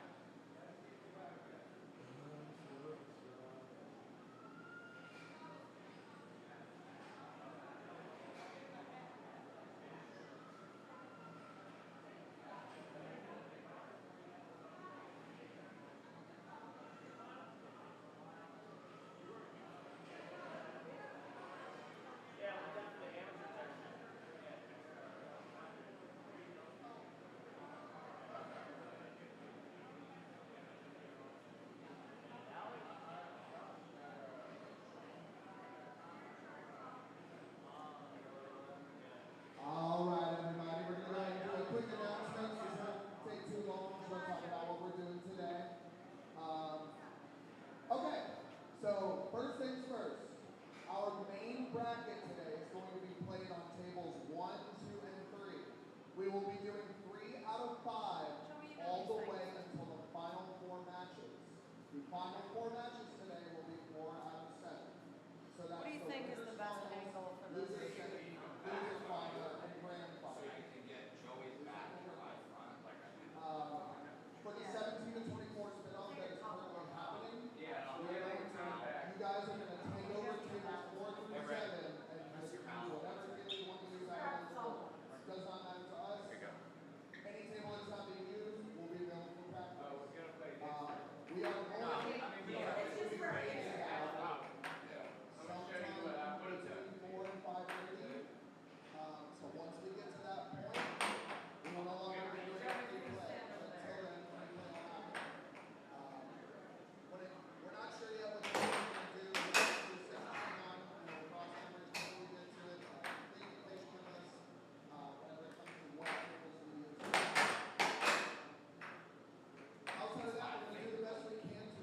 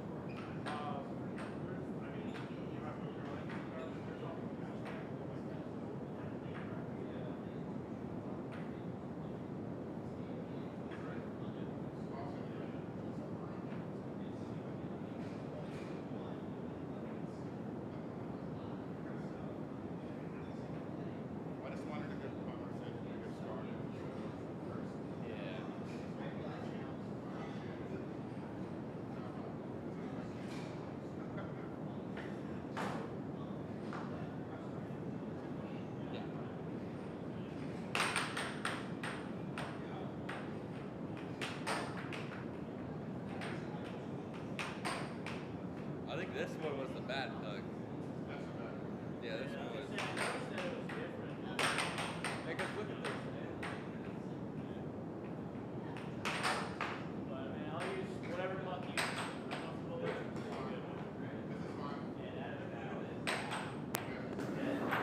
Check 1, 2, 3.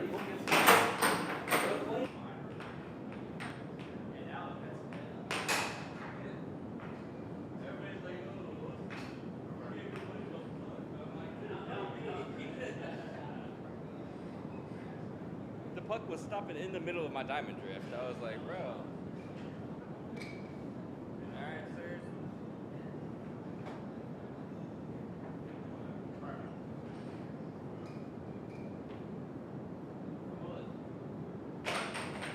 Just to my left. Check 1, 2, 3. Yep.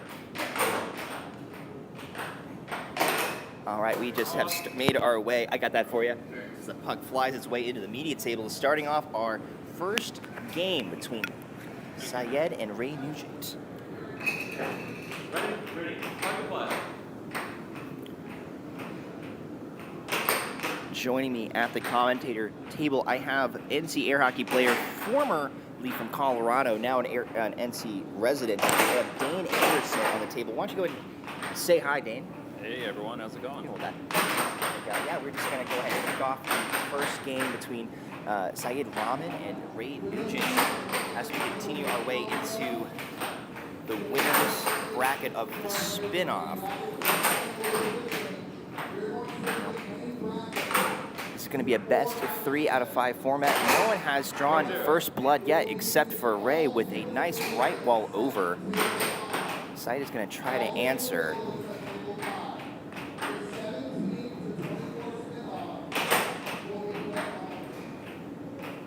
Yeah, Ray's got one of the most dynamic defenses I've ever seen. Very adaptive. And as you try to snap around to try to block those shots, saw a bit of an off-speed right wall over, slid right by him a second time. Right there. Scores 1-1.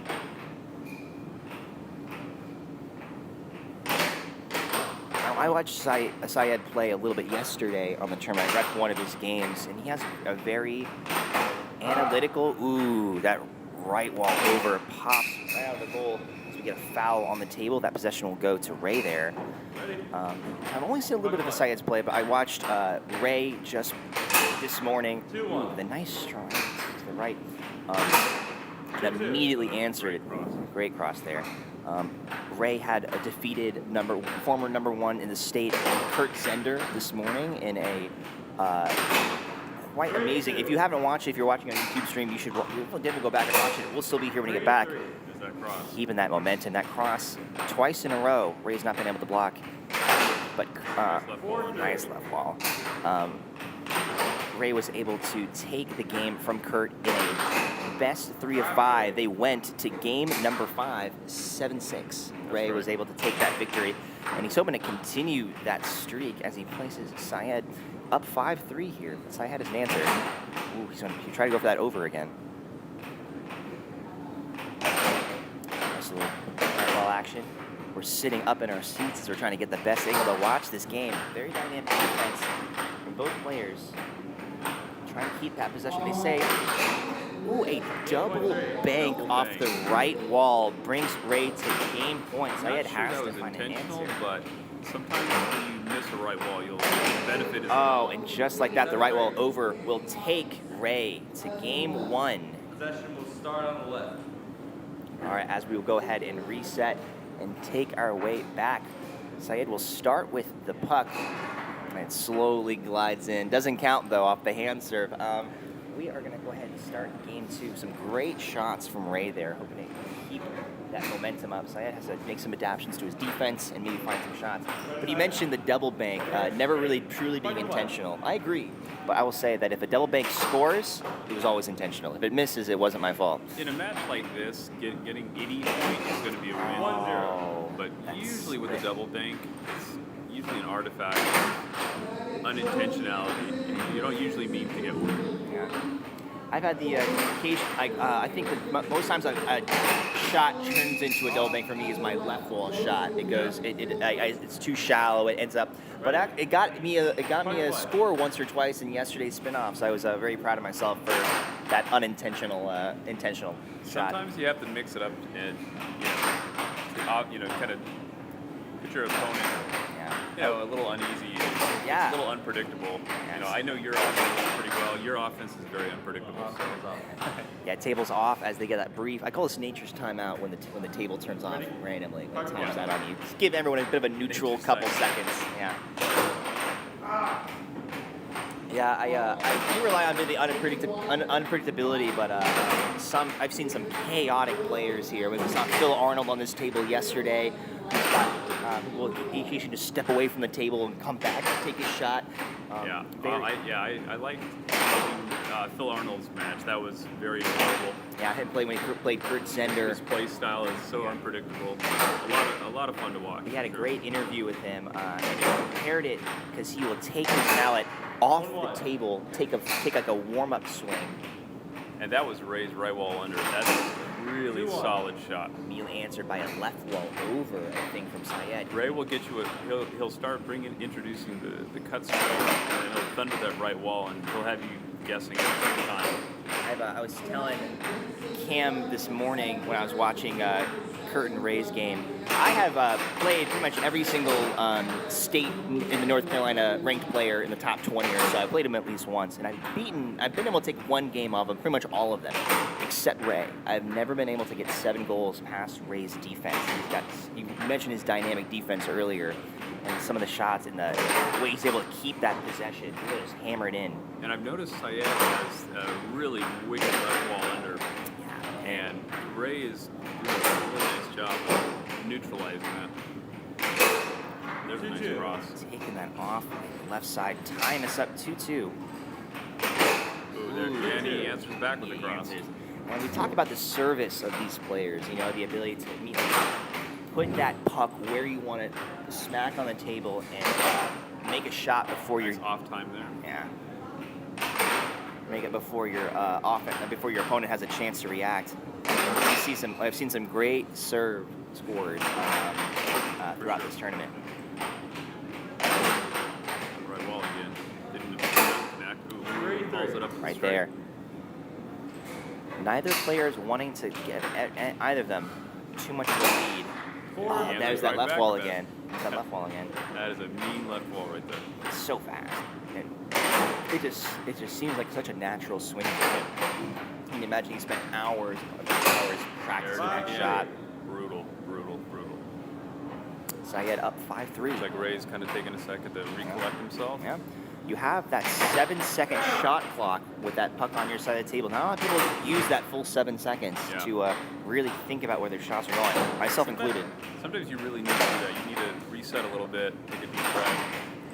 We talk about the importance of timeouts and utilizing timeouts. Not even the timeout, utilizing that 7-second shot clock that you have. Sometimes just resetting, taking a deep breath, preparing. It's good to recenter yourself. Bit of a discussion over the foul there on whose possession was, but yeah, that's going to be Syed's puck there. Syed trying to close out game 2. Pressing that left wall. Oh, he tried to go for the over in that one. Ray was ready for it. With the off-speed, little over. There it is. Hammers it back with that left wall. Cannot get over how fast he delivers that left wall. And I'll tell you, a left wall under is my favorite shot in the game of air hockey. It's just the motion. And I've noticed that Syed is dynamic enough to switch it to an over very easily. Man, he takes the same exact stance every time. Ooh, an attempted charge. My water bottle blocking the shot to my laptop. Oh, I'm going to put it right back there. Almost took out a commentator there. Amazing. Oh, yeah, there you go.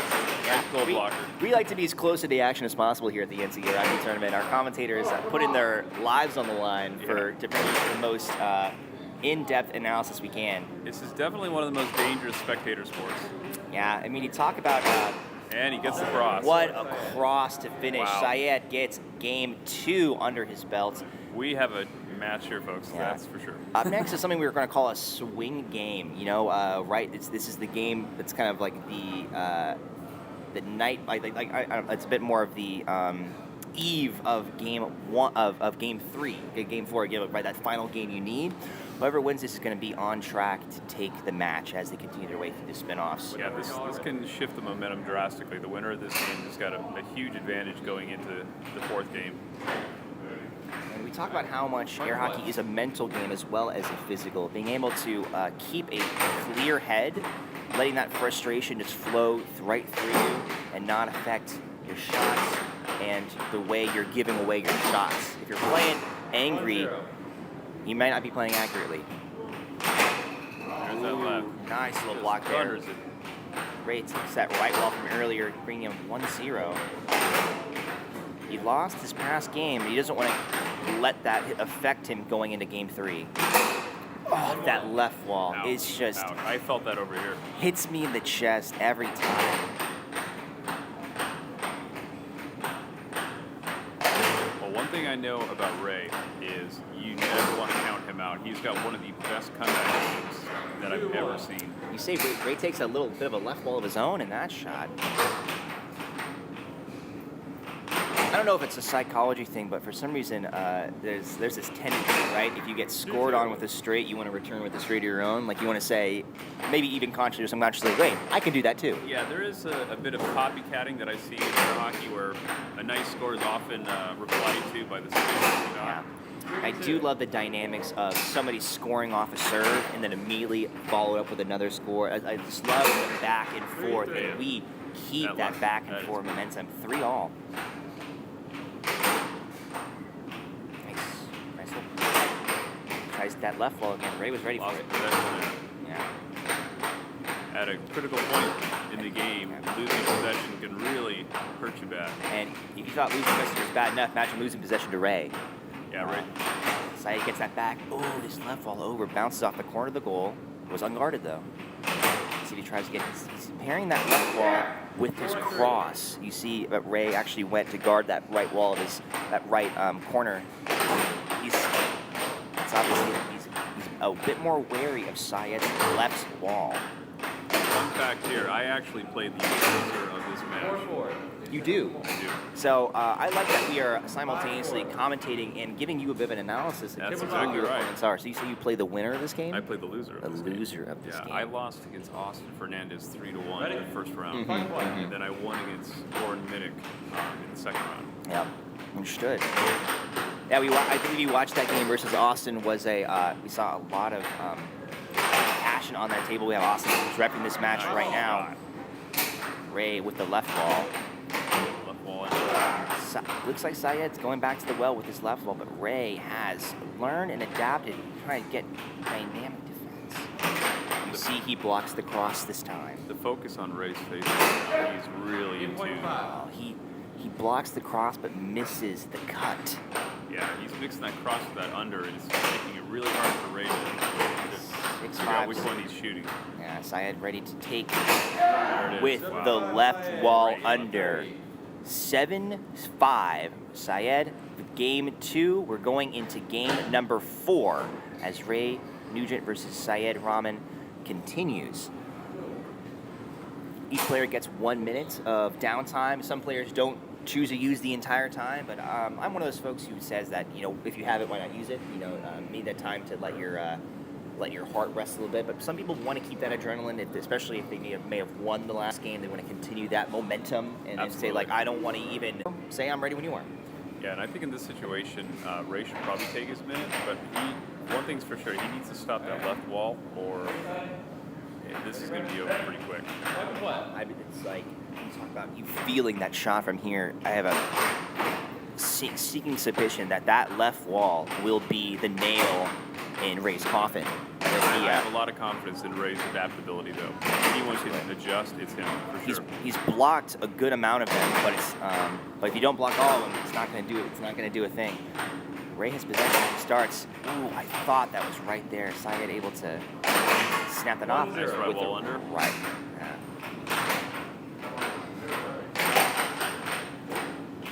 Just missing that. Loss of possession there. They say possession is 90% of the law. It's also 90% of an air hockey goal. You know, if you don't have possession, you're not scoring unless you get some good transitional game. You know, we haven't seen a lot of charges. We haven't seen a lot of really active center line defense as much as we've seen some players. In this type of game. Yeah. That left wall will go right around you. I've been defined by other folks as well as myself as a charging kind of player, very aggressive defense, because nothing's more hype than turning the tables on somebody. But very, very good goal, followed by right wall. lovely right wall from Ray there. The cross there. Syed is doing a masterful job of mixing the cross with the I don't know what to expect whenever I see the possession. He's got a great, very simple drift that he uses. He puts that puck exactly where he wants it. We hear a lot about, you know, use of the diamond drift or just kind of knocking off the side of the wall. Ray has a very, very clean diamond drift he uses when he needs it, but he'll come right up to the center line and take those shots. Almost terrifying stances. He'll go up to his left corner and take that right wall over. Just that huge, use his full wingspan and take that shot. Yeah, it's really difficult to wing it at that angle, especially with the kind of power that he has to it. Nice. Is that left wall over or is that a cross? I couldn't see from that angle. But either way, Syed takes the lead 3-2. I know what you mean about using that full because you feel like you're about to smack the side rails as you take that full angle, full radius. Nice block there.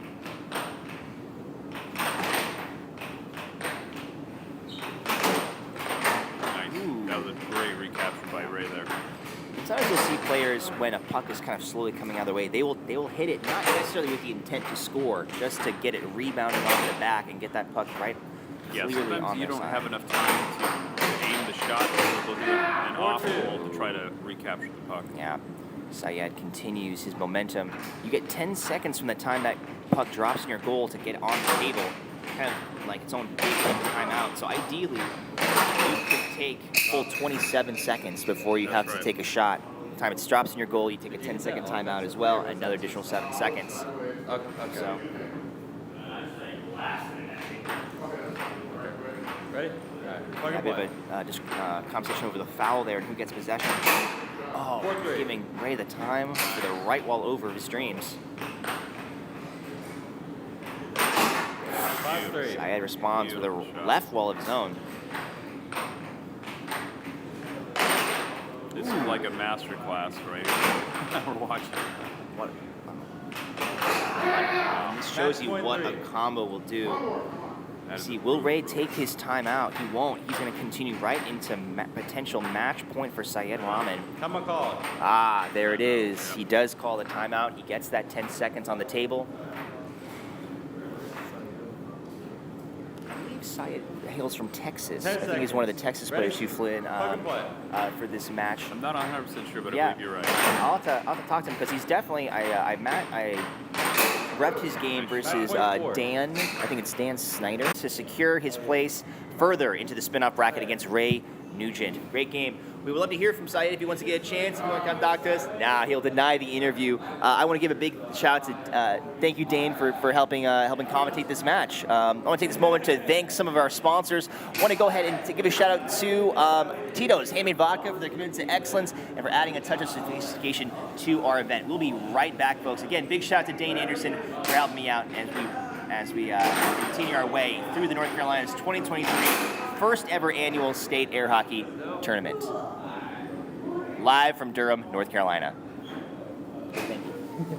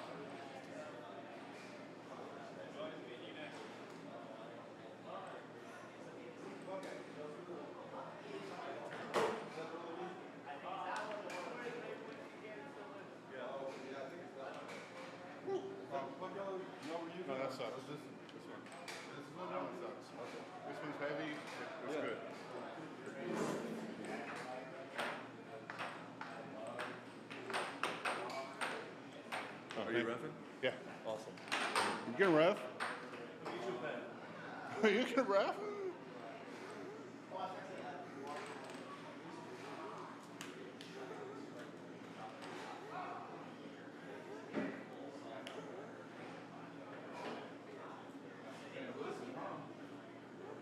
Oh, you got it.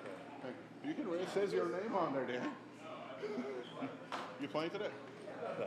You're not? No. It hurt him that bad? Yeah. Ah, it sucks. Yeah, I iced it all last night. I tried to massage gun this morning, and Done nothing? it's like it's Oh, not it's gonna- there. What's up? It's there? Oh, that's where it hurts? Oh yeah. Oh, God. Wrists. Oh, you can't. Shoulder. Okay. Like, it's fine. Okay. I can't Oh. rotating my Oh, my God. All right. It's not. Yeah. Okay.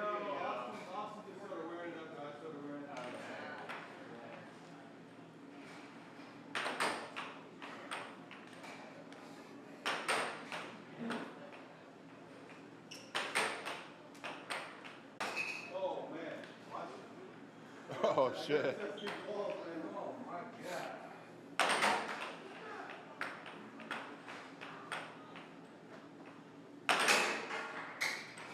No, that one sucks. That one sucks. Yeah, no, that's fine.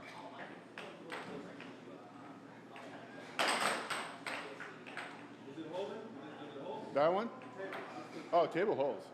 I'm hitting it hard as hell. Yeah. See, that one just slows down. Yeah.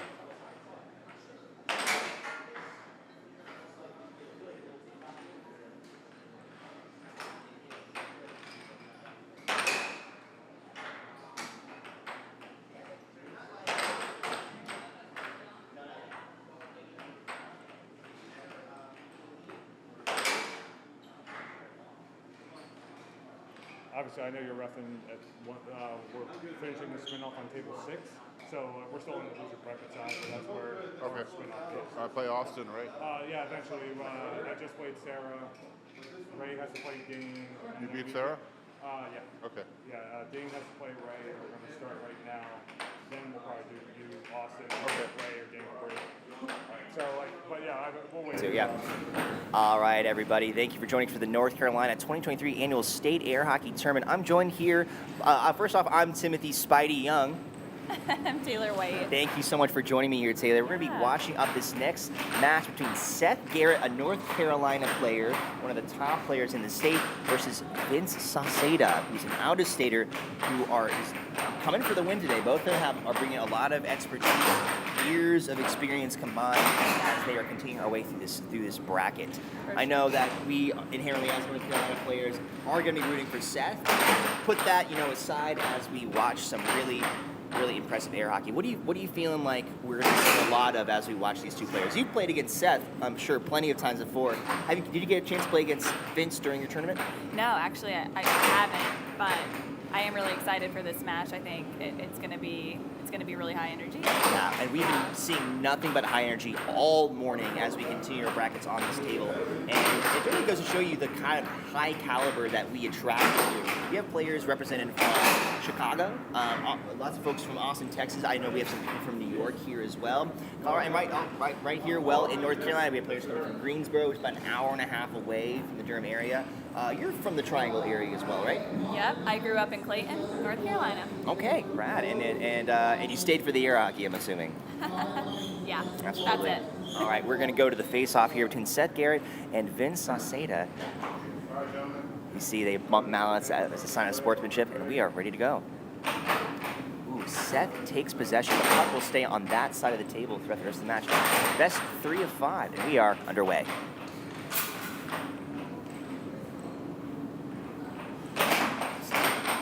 Vince takes that up extra couple seconds to kind of analyze, look at the defense, and drift that puck up to draw first blood. Nice little straight right there.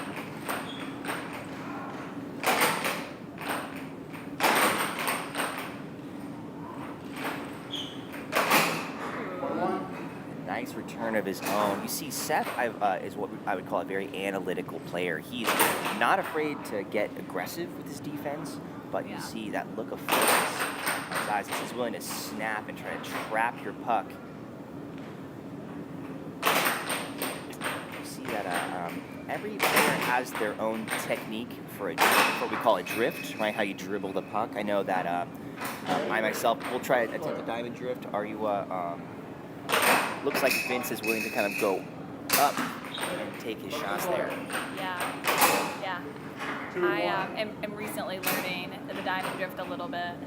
My go-to is kind of just bounce it off the wall once and go for it. And it's and a lot of pro players don't even bother themselves by learning the diamond drift, like really practicing it. It's kind of seen as sometimes kind of gimmicky or sometimes unnecessary. I've seen many people accidentally turn a diamond drift into a self-score, and nothing is more. Or loss of possession as well. Oh, yeah. And just kind of slowly drifts down the cross. Ooh, nice left wall shot will bring this game to 2-2. Yeah, you see it. Seth doesn't really diamond drift either. He kind of will kind of tap his left side of the. Yeah. Really fascinated by the way that Vince will go up right to the center line slowly and take that shot the very last second. Table turns off. I call this nature's timeout. You know, when the table at any point in time can just give you a couple seconds to, maybe kill your momentum a a maybe give it that couple seconds to think. Sometimes it'll throw you off a little bit in the game. Got to pick up back that momentum for sure. Absolutely. Nice little deflection by Seth there. There's, this first game with the left wall forehand. I'm just now realizing that Vince is left-handed. Oh, and that Seth immediately answers on his own. So his left wall is his strong wall. Oh, he pairs it with a beautiful straight right down the middle. Bringing the lead. 4-4. Tying it back up. Refuses to let him take any more ground. Swings with a nice left wall of his own. And calls the first time out of the game. Each player gets 1 10-second timeout per game. Time's up. Give you that moment to readjust. Yeah, those timeouts can be extremely helpful this whole tournament. I've been encouraging people to really take use of their timeouts. I've been repping them like, hey, don't be afraid to take your timeout. Yeah, and some people completely forget. I watched my partner Jody Jackson on her match, and I would even yell out, "Take a timeout," and she would immediately call it, and she was able to get that time to gather your thoughts. Whoa, a blasting loss of mallet from Vince, but he's able to catch the puck because even if you lose mallet, if you self-score, that shot will count. Yeah. You'll lose possession, but you won't get scored on. That's always a hard one. If that's ever happened to you, that's a bad way to get a point scored on you. Yeah, you see a lot of players will immediately drop their entire forearm over their goal to lose mallet. Seth is taking the lead. Let's try and take this first game off of it. Nice block. And I'll correct, Seth does do a diamond drift. I'm not saying he doesn't, but it's not his primary method, and he might even just. Game point 5. What a shot! That's slow drift. Game point either we have way. our first 6-6 of the match. High octane gameplay only. Ooh, 10-minute transition there. Gives up possession. A little bit of a flinch. Oh. Another timeout. Last timeout of the game. 6-6, 10 seconds. Vince Saceda with possession. Bringing it right up to the center line of the game. Do you think that was like a mind game he was attempting? I know a lot of people use their timeout to kind of, as many people in sports would, ice the kicker. So I think that's definitely what he was doing there. Ooh, nice block. Great, and Seth possession. Oh, immediately fires back. He's not going to waste a second. And the left wall, the strong wall. Vince Saceda will take the first game of this match. Each player will get 1 minute intermission between us and game number 2. And Taylor, if you want to take this time to go ahead and thank some of our sponsors during this brief intermission. Sure.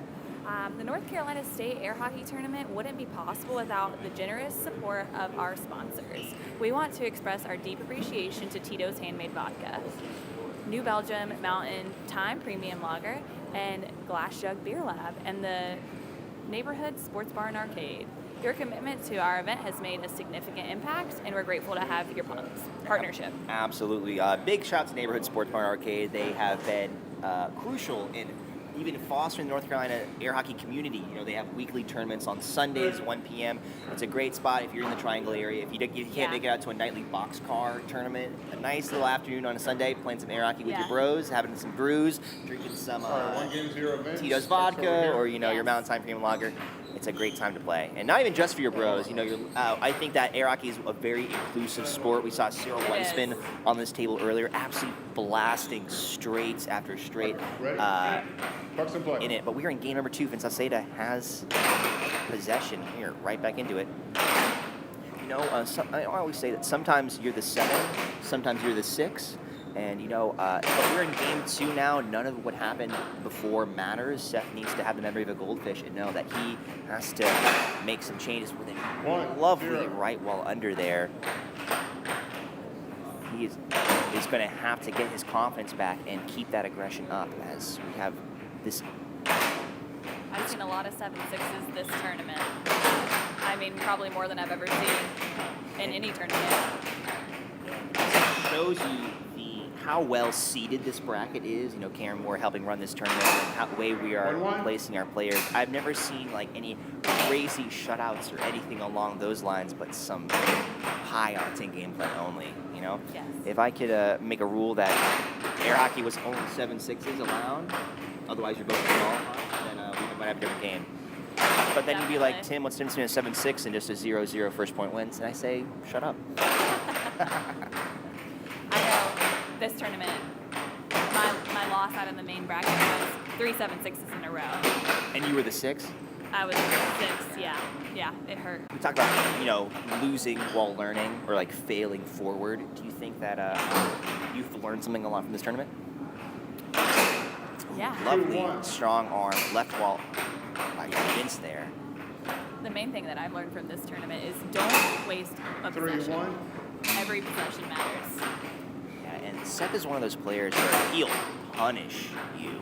If you take a silly shot that you're just doing it for the heck of it, he will make sure that you regret every moment of that decision.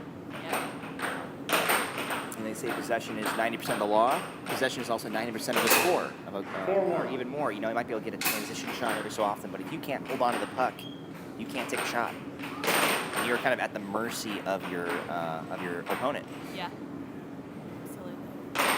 Oh, see that lovely left wall over. When North Carolina has their fair share of left-handed players. With Portillo, one of the more notable ones. Of course.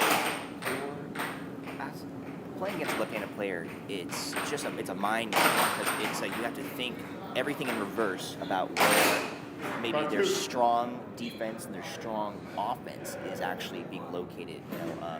If you're a right-handed player, your best guard is probably that snap to just that easy snap to guard your left side, and so people want to take that left wall on you. But if you're left-handed, it's a whole different angles to look at as their opponent. Yeah, absolutely. You kind of have to retrain your entire brain whenever you're playing a left-handed player. It's completely different from what you know and what you're used to with most players. Great shot by Seth there. You do have 10 seconds to take the puck out of the goal. Vince looks like he's using that time to see where he wants to go next. Taking that lovely drift right up to the center line. He'll push, go, take that over. What a shot.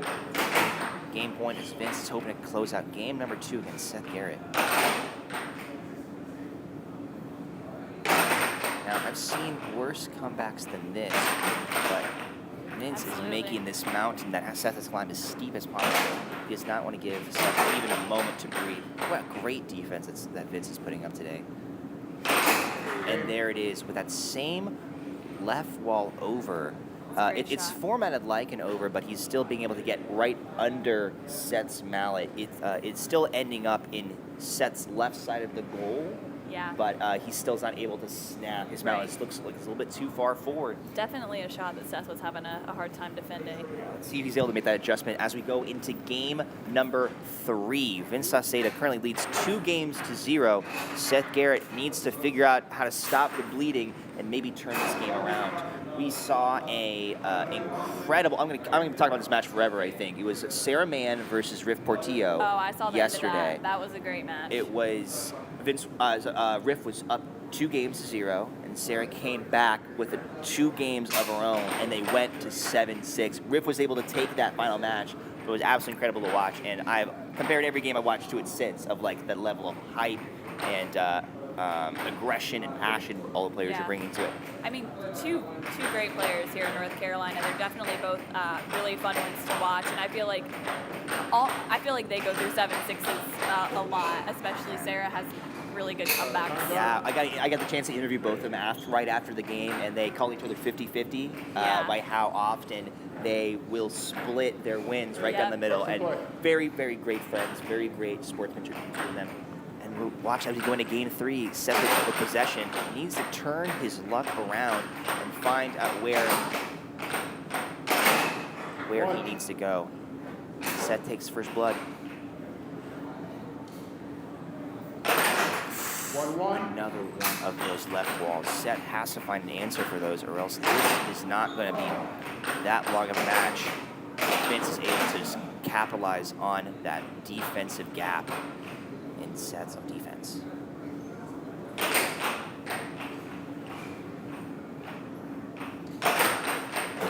See, he's comboing with the occasional straight to make sure that Seth has to move that defense, but he pairs it again with that left wall. You see, something Vince is doing really well. He's really adjusting and changing his game for how Seth is playing. You saw with that double flinch, he's able to get that right wall as Vince tried to dive forward to block the straight. See if Seth can adjust as much as Vince is currently. Yeah.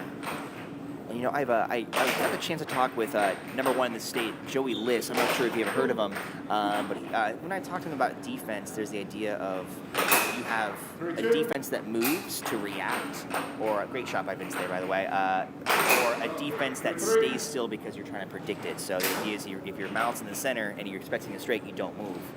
And Joey will say something like, "Oh, I don't think you can take that under or straight before I get there." Oh, some back and forth shots, keeping us tied 4-4. And it looks like I said, Vince is able to take those unders, and Seth has to move to meet those. Absolutely. Because you see sometimes Seth will sometimes just plant his mallet, try to block the straight, makes micro adjustments, but Vince is threading the needle here.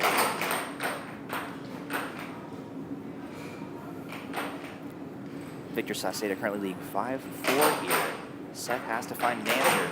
This is only 2 points separates Vince Saseda from the win here. But we have a tie immediately. Nice shot by Seth. Ooh, quick foul, great block by Seth. He will get possession of that puck as it flies out of the room down the hall of the Durham Food Hall. Here we go. Those flying pucks can definitely be very dangerous, I will say. Yeah, sitting here at the commentator table, we have taken some shots. No one has been gravely injured. Cam took a shot to the chest or a little bit earlier when he was sitting on this table, but he recounted a tale of when he once took a puck to the eye and couldn't see for a hot minute. Ooh, what a rally. Still neither side taking the shot. What a dive forward. He expected one thing and that popped out of the side there. Wiping some sweat off his brow. This being under this kind of light, you can't see. We have a 150-watt light beating down on these players, not including the amount of exercise that both these players are getting, the amount of calories they're burning. Hopefully they're drinking enough Mountain Time Premium Lager to keep their calorie count up. But we have entered our 6-6 of game number 3 for Vince. This is potential set game for Seth. This is a potential game point to keep him alive in this match. Let's see what happens as Vince has possession. A little kind of rebounding off his side rail there. Tried for that under. He's trying for that left wall. It's been working for him all game. right out of the goal. Vince wants this badly. He's taking his time. He's wearing out his shot clock. He's conditioned. Ooh, with the foul. Seth try to get that transition, either get the possession or get the goal. Vince will have possession. He's going to take that forward drift again. And with the flinch, he gets the straight to Seth's left side of the goal. You know, he's been pairing that. He might have been looking for the left wall again. Vince Saseda will take game number 3, secure his place in the spin-off bracket. Wow. It's a heartbreaker for Seth to lose. I know that I knew he wanted that. I think that 7-6, that's the second 7-6 of this game. It's always frustrating to lose, but I think Seth put out a really good game here. Absolutely, Seth did a really great job keeping up with a top player. So we're really proud of him here in North Carolina, especially after that game and his big game yesterday. Yeah, I've never gotten the chance to watch a lot of Vince Saceda's game, but I've recognized the name and I recognize that he has a place as one of the kind of top players that have flown from out of state to play here. And I don't know, just to be given the opportunity to play against these players is something. You know, we talk about failing forward and losing from learning, but it's absolutely incredible. But I want to take this moment to take a break from the air hockey action and thank some of our sponsors. We want to go ahead and give a shout to Tito's Handmade Vodka for providing us support with exceptional spirits that add a touch of class to our events. We raise our glasses to New Belgium Mountain Time Premium Lager, whose refreshing brew has been the perfect companion for our players and fans throughout this tournament. I've seen almost every single North Carolina player and out-of-state players as well have a Mountain Time in their hand. Yeah, it's nice to have.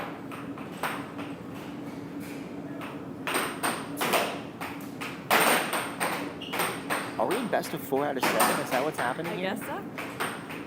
Oh my gosh, I thought we were done with the match. It looks like we're going into a game 4. I'm not sure when we transition into 4 out of 7, but I think we are in I was looking at the wrong bracket. I apologize to our audience here, but we got more air hockey action for you. Oh, we are, in fact, in the winners quarterfinals. I apologize. We do have Vince Saseda versus Seth Garrett. Okay. Understood. So these games will be best 4 out of 7. I apologize for misleading our audience like that. We will be going into the 4th game. Seth will have the opportunity to turn this around again.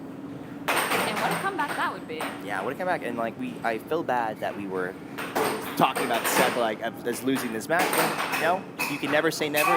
It's not over until it's over. Oh, Seth almost able to catch that puck before it goes out of bounds, but that gives Vince Saseda the possession. Fighting for that possession. Let's get a cold coffee. Cheers. Losing Mallet, you see flying into the back wall. As these games go on, they do get sweaty. Yeah. They do get quite intense. Absolutely. I had a great conversation with Dain Anderson earlier today talking about the concept of a string on a mallet. Oh, and, you know, that being kind of a Colorado meta from his days in the pro scene there. And we talked about a very, very fascinating idea of what's the point of not having a string on your line. Is it objectively better to have a string? And we talked about the idea of losing mallet and the idea of when you lose mallet, you are able to immediately shove your forearm down and block the goal. Yeah. But if you were to lose mallet and you have a string on your hand and that goal comes back, you legally cannot block the goal because you have not lost control of your mallet. And so that would be considered goaltending. That is interesting. So I didn't even realize that. So the idea is I take a shot and I lose mallet, but it's still on the string of my finger, and the goal and the puck comes back. I'm not allowed to block that. So there is technically a con to not having a string. So any of you folks out there considering taking a drill bit to the top of your mallet, maybe consider otherwise. Maybe not. Yeah, maybe not. Vince Saseda takes point number 2 in this game. Ooh, you see, trying to wear out his shot clock there. A lot of mind games trying to be playing on where to take these shots. I do love when a player looks like they're just trying to get the puck just right in a certain spot, and then immediately hit it in a different spot and take another shot. Like they're just trying to work around their defense of their opponent as best as they can. Those fake outs have been important during this tournament. That's how Vince Salcedo won this past game. Yeah. So Seth trying to take a page out of that book. What a rally. Something else that I learned from this tournament is you really have to mix up your shots. I mean, I feel like that's a given, but I mean, I was doing, you know, a good variety of shots, and I was like, okay, these aren't working anymore. And, you know, knowing that your opponent is adaptable and able to learn. But going back to the well with that left wall over, right under Seth's mouth. Ooh, another. So like you said there, so you see how Seth drops his arm to block that own goal from happening. If Seth had a string on his mallet as he lost that, he would have been charged with goaltending as a foul. So, very interesting to see how that goes. That possession will go to Vince Salcedo, up 3-2. I'm just like, I think I might be taking a page out of Vince's book with that slow drift right to the front to take some absolutely great shots. He extends his lead 4-2.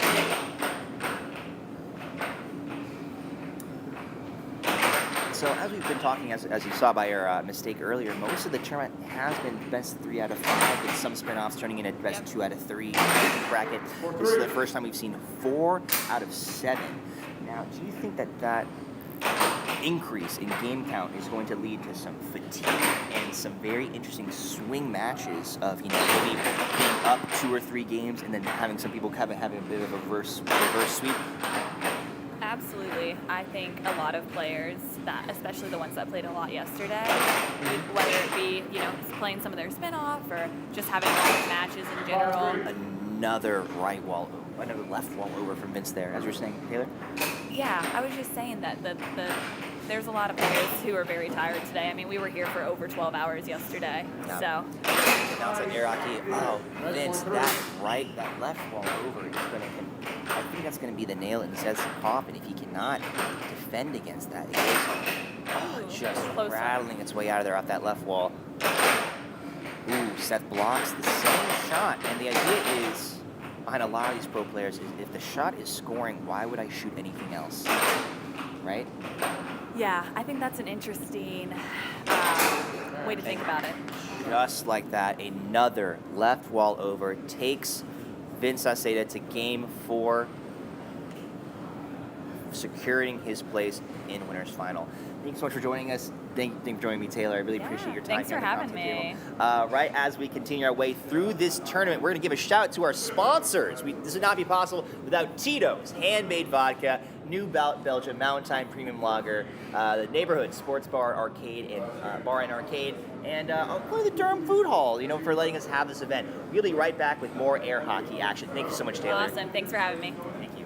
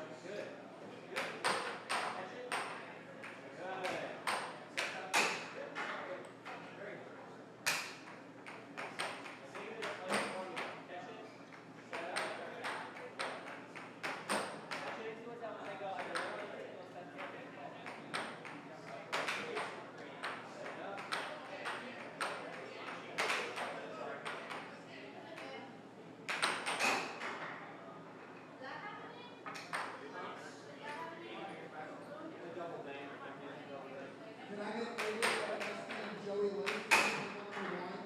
And Liss Zehnder as the ref. Joey and Avery on table 1 with Cummings as the ref. minutes since I just left for a long time. Cam! Just know I'm happy for the both of you, and if you win, you're getting a golf clap, and if he wins, I might jump up the window.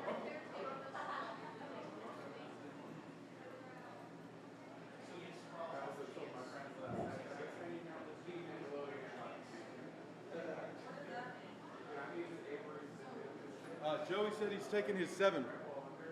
Joey's going to take the full time to show, like 7 minutes, he said. Oh, shit. Yeah.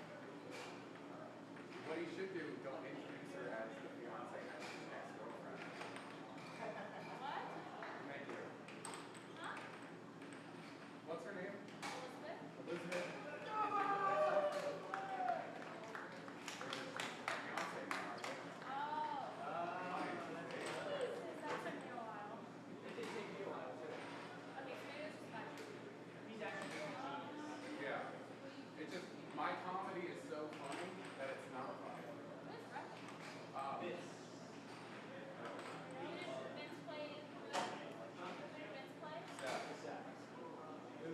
It was a close 4-0.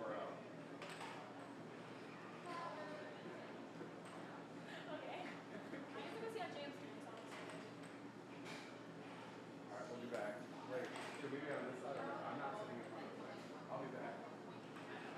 Do you need anything? Do you want to walk on?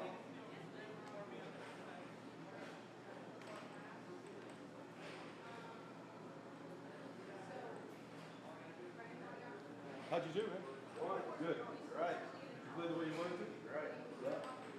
Yeah, it's real. It's because you got me charged. Like, it's strange. It's like you charged. Yeah, good job, man. But I was like, you know what? I can't be afraid of that charge. I just got to hit my shot. Good job, dude.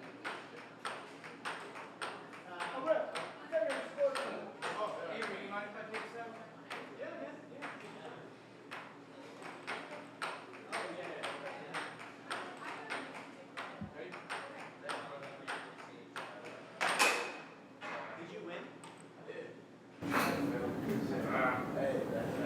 All right, everybody, welcome again to the North Carolina State Air Hockey Tournament annually 2023. Currently in the brackets now as we're watching Joey Liss and Avery Yebernetsky get ready to take each other on in this bracket. Oh, make sure we're not leaning against the walls as our lighting gets a bit just it does. Yebernetsky.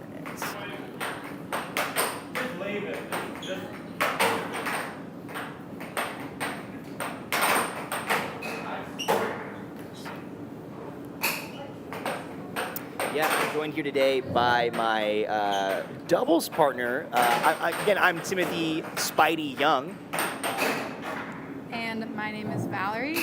How did we do in doubles, Tim? I think we did pretty good, all things considering. You know, we have doubles was Friday, and we kind of came onto the scene. We've been playing air hockey for about a year now, and kind of getting that chance to kind of be by your side versus across from the table was a really cool experience for me. And we had matching T-shirts. I think we brought the team spirit. We did get pretty close. I think we got to finals in our spin-off bracket. We did lose to Melody, Hughes, and Chris Gibson. We did beat them in the first game. We had them in the first half, and then and they locked it in. I think Chris figured out how to block your cuts. I couldn't get through his defense at all, but you're the only one who's able to get that zing. But I'm pretty proud of how we placed overall. But now I'm actually sitting here next to Val, who's unranked because she refused to take place in the singles tournament for personal reasons of that, working with children on your Saturday. But here we are on Sunday as we're watching the final matches. We're currently in the, we have Joey Liss versus Avery Yebernetsky in one of our quarter finals. Joey Liss is the #1 ranked player in North Carolina. He's going against Yebernetsky. Avery actually lost to Joey in Worlds in Austin, Texas this past year. It was one of the biggest upsets of the tournament. And so let's see if Avery is looking forward to this rematch and see how it plays out. This game will be best 4 out of 7. This is basically going to be a challenge set between the two of them. A lot of players want to leave it all on the table on their games, but 4 games back to back is going to take some of that out on you. I know you are known for some marathon challenge matches where you've played several hours of air hockey. At what point do you think it starts to wear on your body? So I think around hour 2 is tough, especially when you think the whole match is only going to take that long. Yeah. But yeah, I mean the 5-hour games are a lot. Yeah. And that's what you kind of get sometimes when you're playing 7 sets versus 7 games. Yeah. Absolutely. So I think that both these players will be able to hold out for the whole, even if it goes all 7 games. Yeah. But you definitely feel it now having played on Friday, Saturday, and then again on Sunday. Oh, absolutely. So I'm out of the bracket. I finished my spin-off yesterday. I think I'm now ranked 23 in the state, which is 2 higher than I was when I first started, which is pretty awesome. But I woke up this morning and my entire tricep was seizing and twitching on me. Your lower body actually takes a bit more damage than you think, but it was definitely something to think about of how you take care of your body during these matches. So how will you feel being 24 once we go head to head? Oh, so are you formally issuing a challenge to me right here in front of all my friends? We'll have to just wait and see where all the ranks We will, end up. yeah. As our ranks are still yet to be decided above, I think we're still in the 20th up bracket. Those are still being decided, but we've already have some challenge matches being issued, some challenges. I know, but we're actually about to get into right now between Avery Yebernetsky and Joey Liss. And we kick off right now as Joey Liss gets possession. See what happens. 1-0.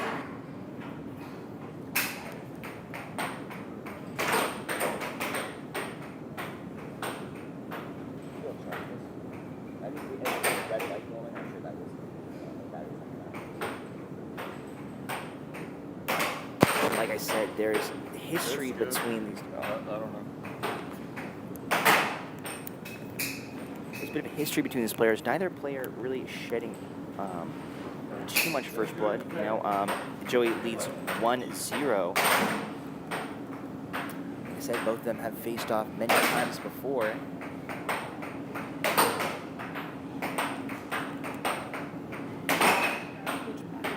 Oh, you're on.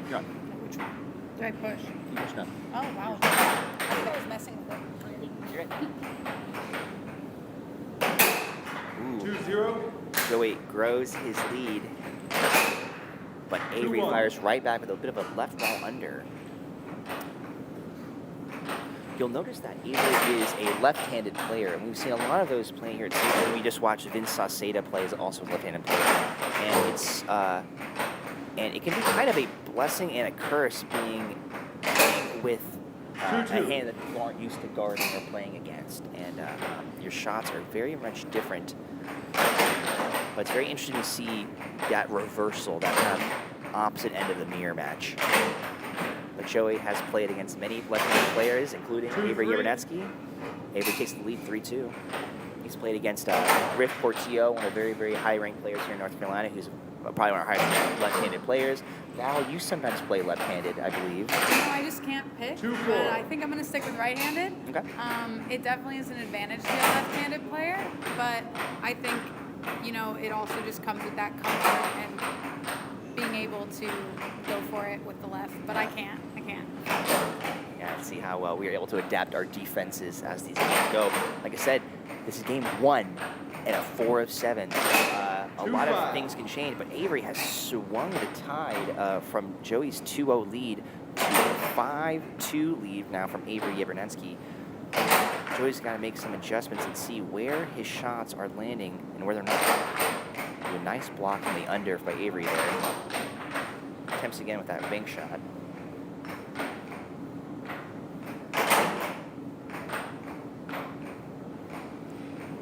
Just kind of feeling each other out. Joey is known to be a very chaotic player when he wants to be, but you cannot deny his analytical nature when it comes to figuring out where he needs to be. But Avery doesn't care about any of that. He's just going to go for the shot. 6-2 in this first game against Joey Liss and Avery Yebernetsky. Bouncing right out of the goal. Joey's possession. Doesn't matter. Great block by Avery. He's trying to try to close out the game, and he does. 7-2 in game number 1 of this 4 out of 7 matchup.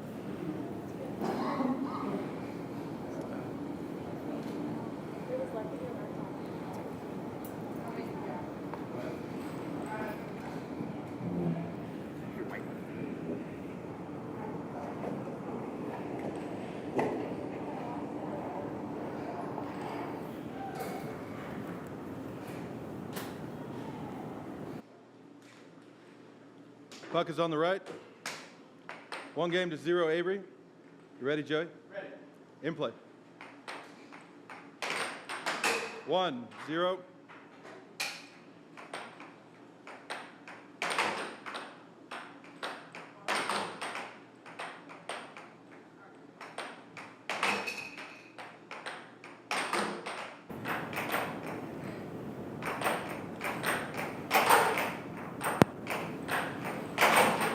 to our way of game number 2. Avery Yebernetsky.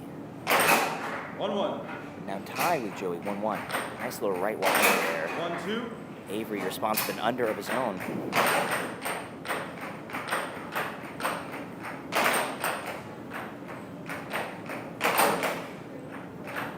Nice straight there. 2-2. Ooh, so fast. Nice little right wall under. Leaving 2-3. very swinging kind of game here. Neither playing will give up that advantage to the other.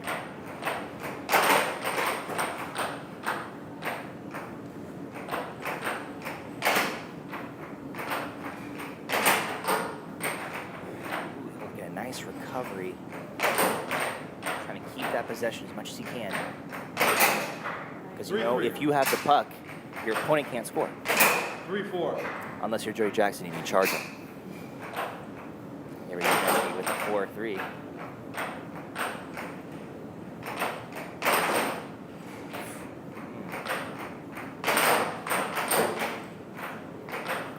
Aggressive and quick defense from both of these players.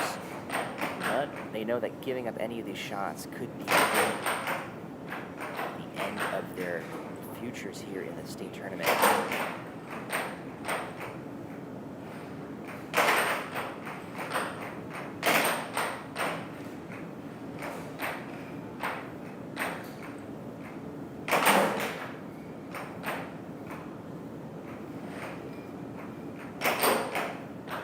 Joey taking his time, kind of running out of shots, figuring out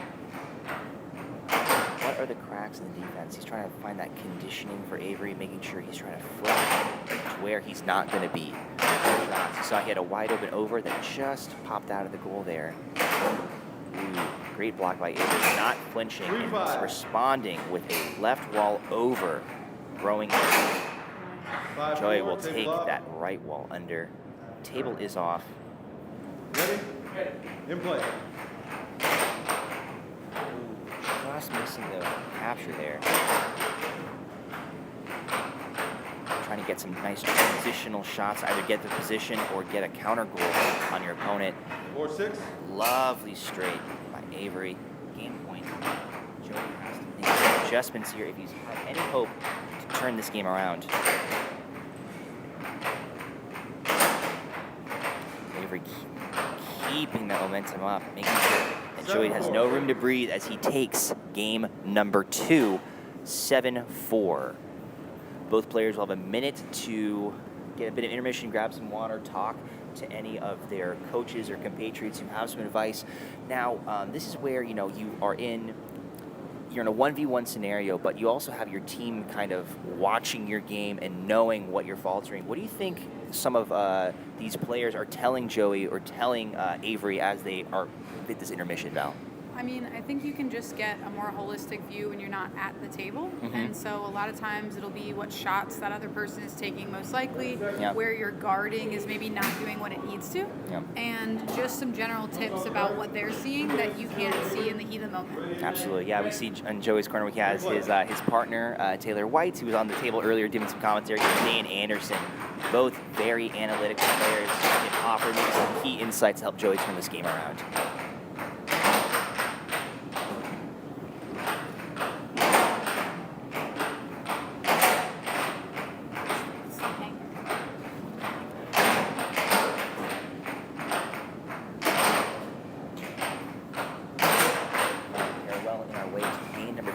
Avery leads 2-0 and the first point of this game 3. 1-1. Joey fires back with a straight of his own. Ooh, a off-speed left wall over, just skirting by Joey's mallet. Yebernetsky has been relying on that left wall shot.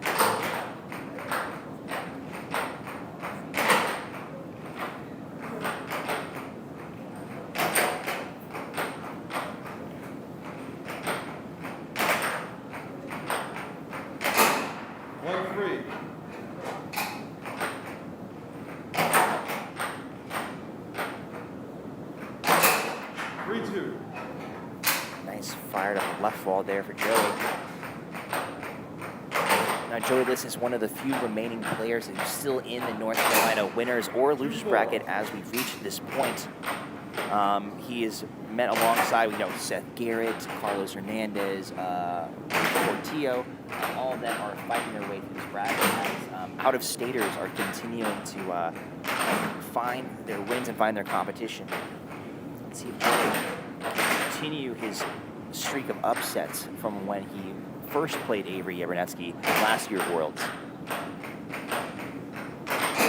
Ooh, another one of that off-speed left wall over grows Avery's lead even more. Joey has to adapt his defense and his offense if he wants to make anything change for him here.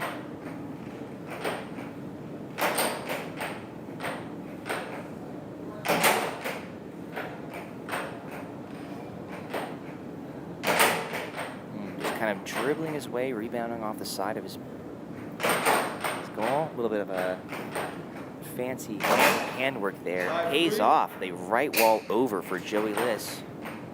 Trying to close that gap. He knows that if there's a point in time for him to stop Avery, it's right here, right now. He blocks that left wall attempt. He's learning from his mistakes. Ooh, it's a little bit of a double bank attempt there. That foul is going to go to Avery's possession. Great block.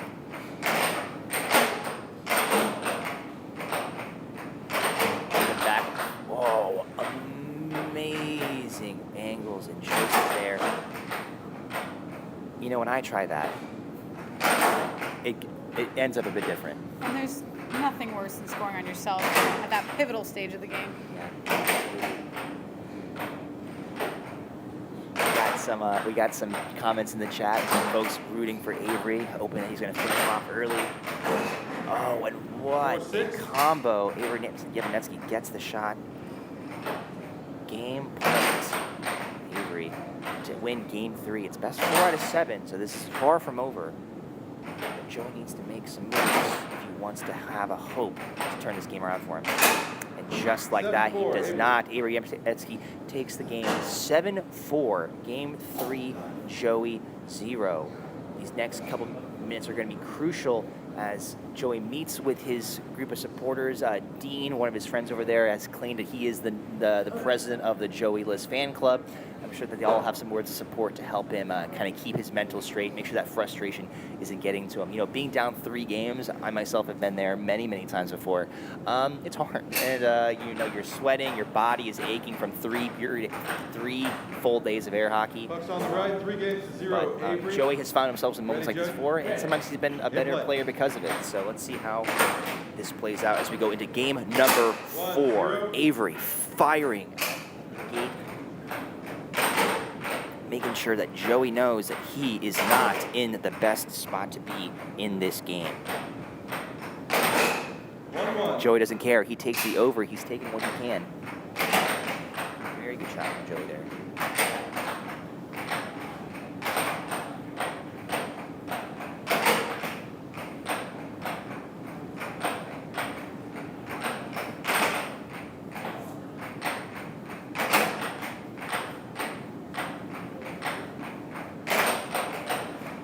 As you mentioned earlier, Val, how precious this possession game is.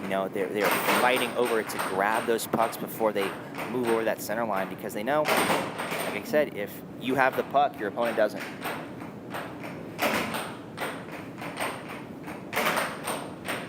It's been a bit of a long rally. Both players tied 1-1, trying to find. Table falls off. I call this nature's timeout. When every so often the table is usually.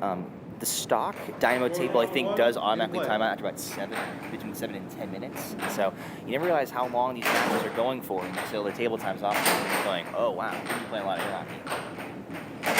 Here we are, game number 4. Quite a long rally between these two. Neither of them really finding their foothold yet in this game. 1-1. See Joey kind of taking that rebound, that kind of dribble off the back of his rails. They're always trying to condition your opponent to flinch and guard where you're not going to be. And you need to do that by taking combos. Like, am I going to making them have to guess, split them down the middle? Am I taking a right wall? Am I taking a cross? Am I taking a left wall? Am I taking a forehand double bang? Really, the options are endless, and Joey finds it. 2-1.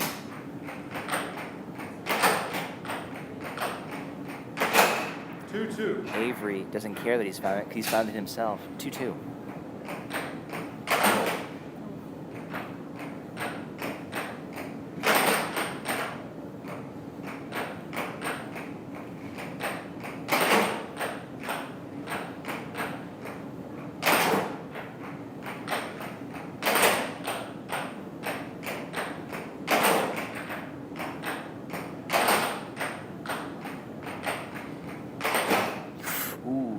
That off-speed left wall over again. 2-3. Joey is able to block it for one of the first times.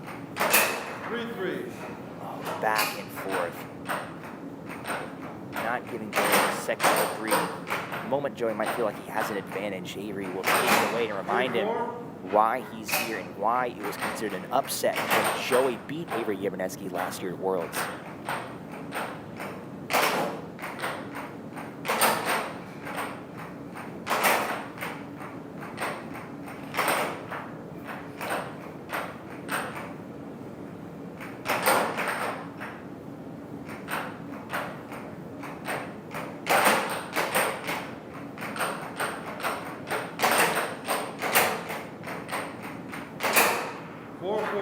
4-4. We are tied again. Like I said, Avery does not care how much Joey wants to win.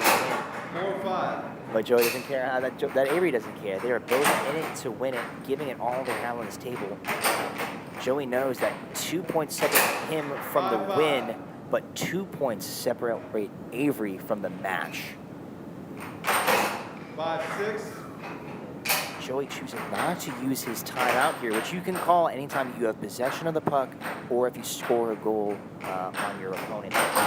You might be saving that for a crucial moment. You get one per game. Great block by Avery. He does not want to give that game up. He wants to shut out Avery the best he can.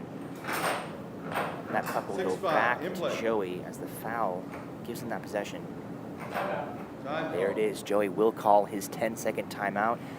Take that moment to gather his thoughts as Avery gets that same timeout to do the same. Now, what do you think is going through these players' heads as we are, again, 6-5? Avery has 2 points to go. I think you just have to decide what shot you think you can make best. And he knew. And he knew. Joey takes his first game 7-5. Joey says, nobody takes 4 games on me in a row. Absolutely not. Joey will hold on. He gets that minute to readjust, take that time. You see Chris Gibson, a player that you and I both faced in the doubles tournament on Friday. He's got a crazy defense, crazy aggression that I think might be kind of similar to Joey's strategy. You see they're sharing some advice, some words as our spectators are coming in. If you are watching us on YouTube, we'd love to hear where you're watching from, who you're rooting for. We saw some names get knocked around in chat of folks rooting for Avery. As our 1 minute intermission ends, as we start with Joey having the puck.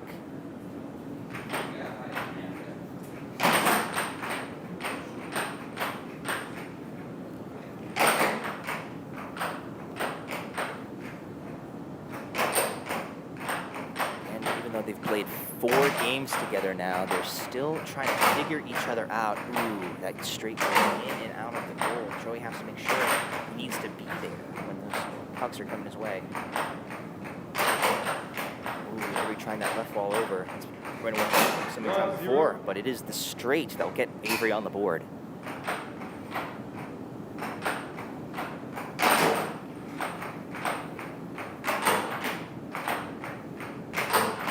So Joey attempted to answer the right wall of his own, but Avery keeps them going, taking up 2-0.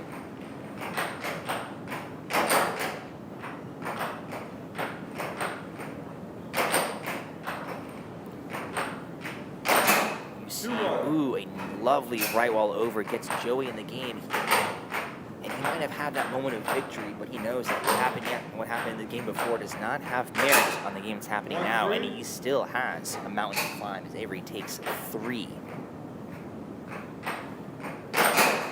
Oh, going back to the well with that lovely right wall over that Avery was not able to block twice in a row now. See these micro adjustments players will make. You know, the width of an air hockey goal is not more than maybe about 1.5 feet or less. Less. Yeah, there's a very, very small window of opportunity you can hit at any point in time from your shots. And these players have dedicated much of their lives to finding those angles. Great block by Avery.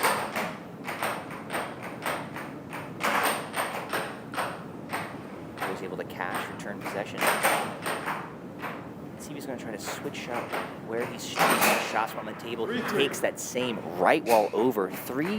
All three of Joey's goals have been right wall over. It's just trying to figure out where he can just eat that shot. He's conditioning Avery of thinking as he puts out a left wall over. One of my favorite shots in the game.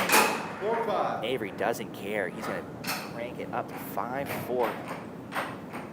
It seems like the number of spectators watching this game is only growing by the moment as they know that something truly special is happening.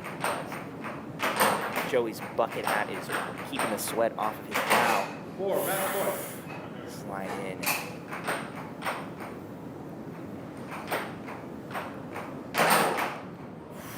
Table turns off, giving him nature's timeout. Joey is 3 points away from taking his second game, but Avery is 1 point away from taking this match and taking his revenge after Joey Liss beat him at Worlds in the year prior.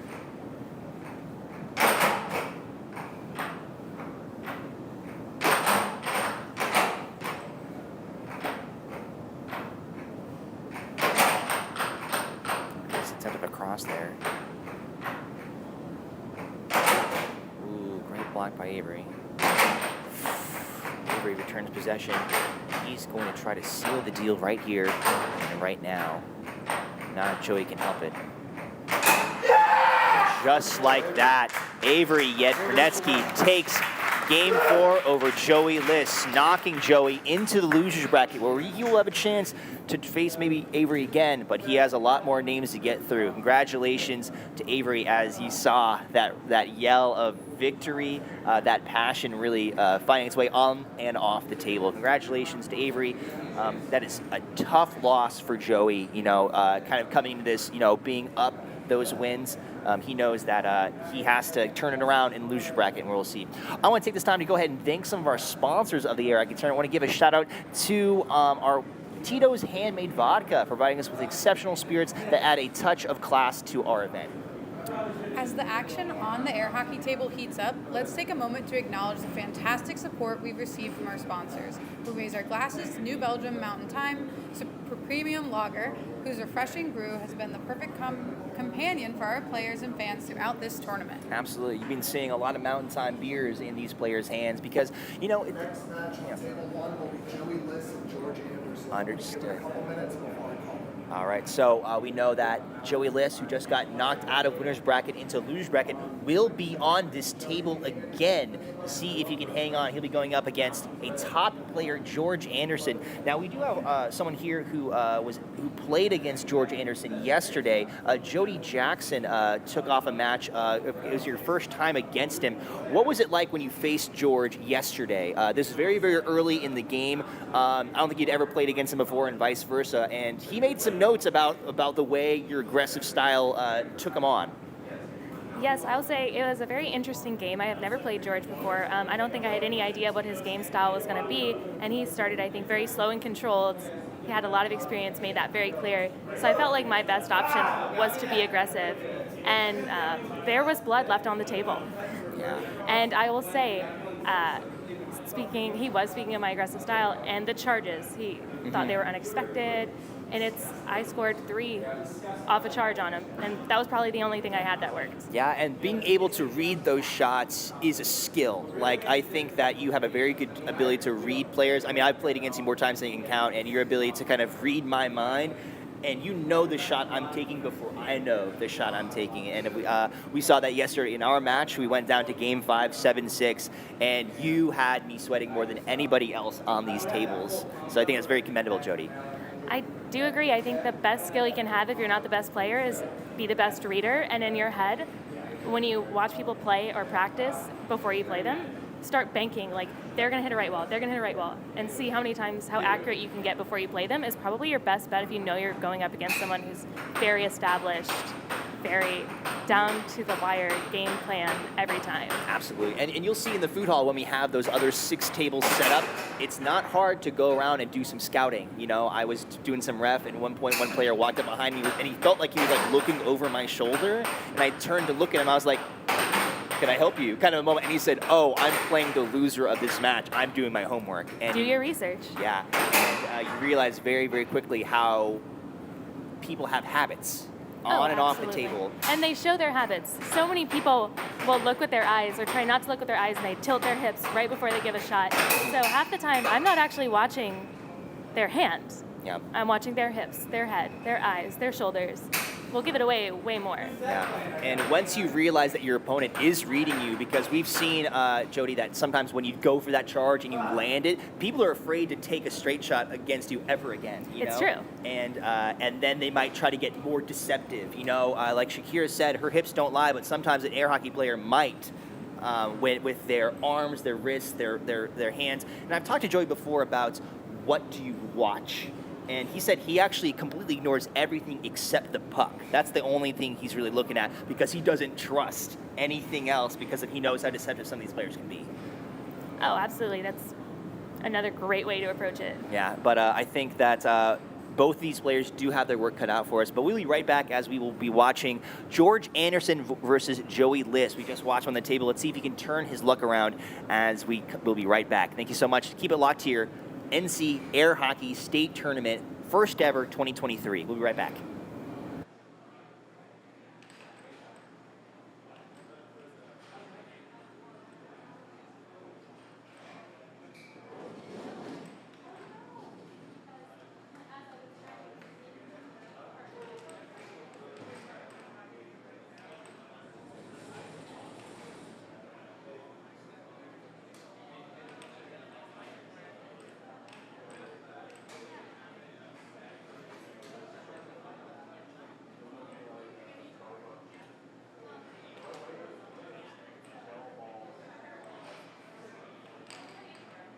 Can I get Joey Liss and George Anderson to table 1, ref by Matt Casey? You have 7 minutes from this moment.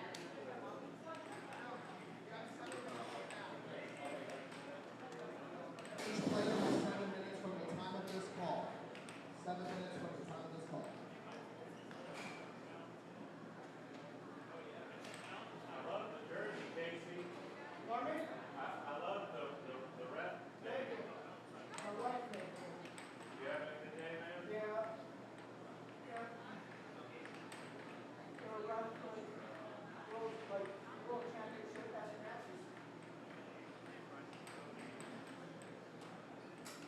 Avery had a lot of support. He got like 3 or 4 people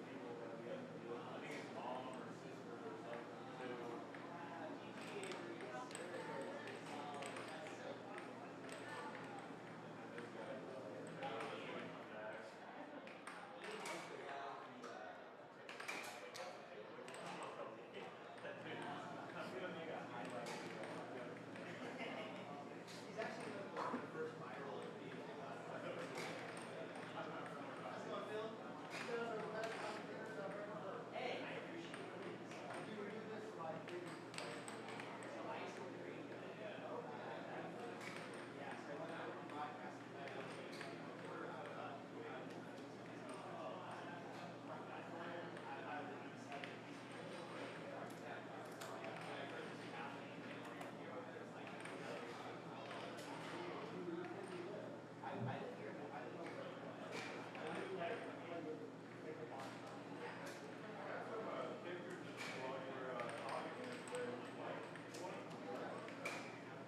I've got a bagel on order.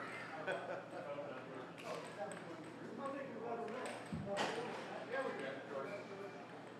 Nope. 713. We'll get one with white. Please. That's all I ask. Actually, here, you get a bunch. Yeah. Thank you.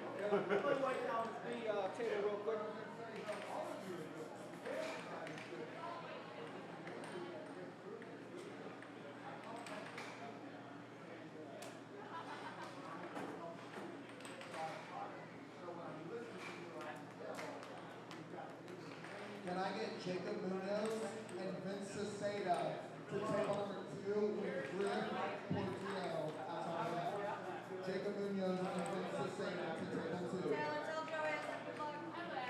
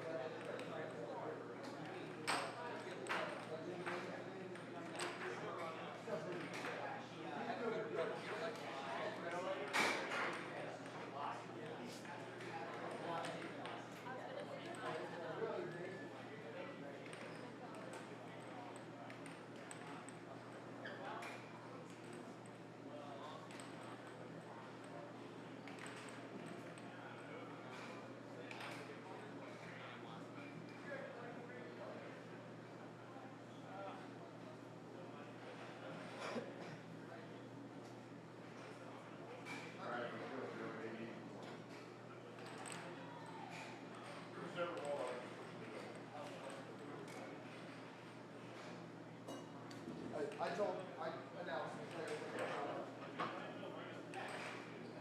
I was like, I was looking at the thing and I'm okay. There's no gonna play.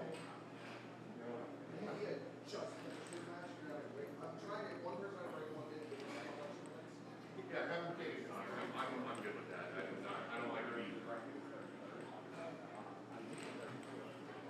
I'm old though, you know.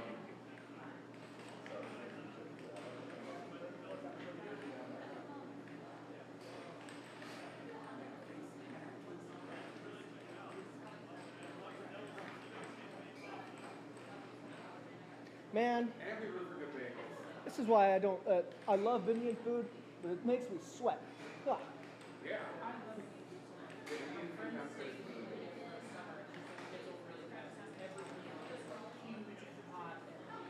Yeah.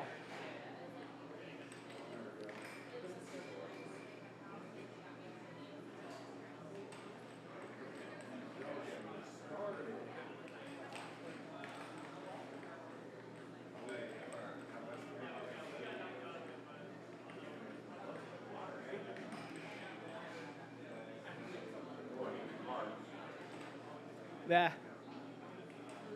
Can I get Avery Yebernetsky and Justin Flores to table 3 with Liss Fernandez as the rep? Justin Flores and Avery Yebernetsky on table 3 with Liss as the rep.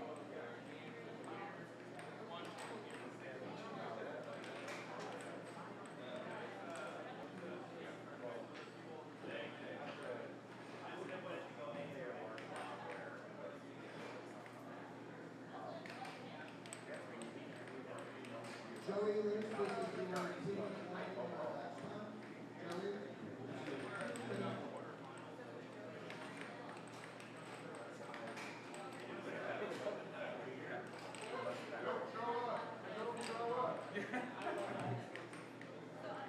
I'd rather have an easy path ahead.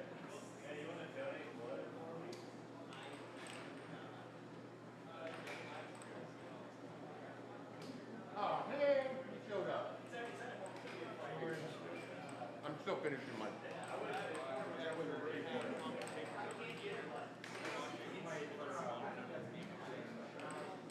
almost there.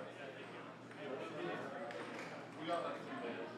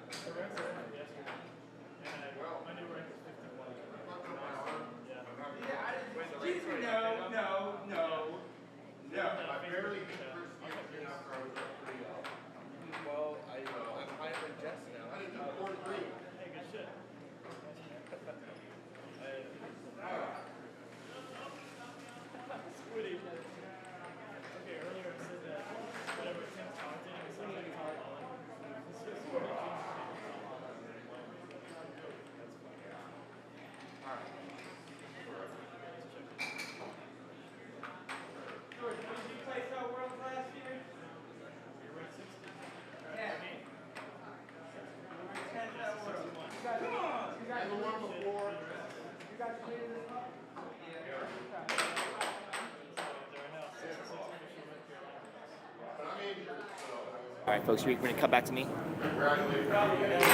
Check 1, 2, 3. All right, we're going to go ahead and get into game number 1 of George Anderson versus Joey Liss. We're going to go ahead and knock them out and get our way to our first game.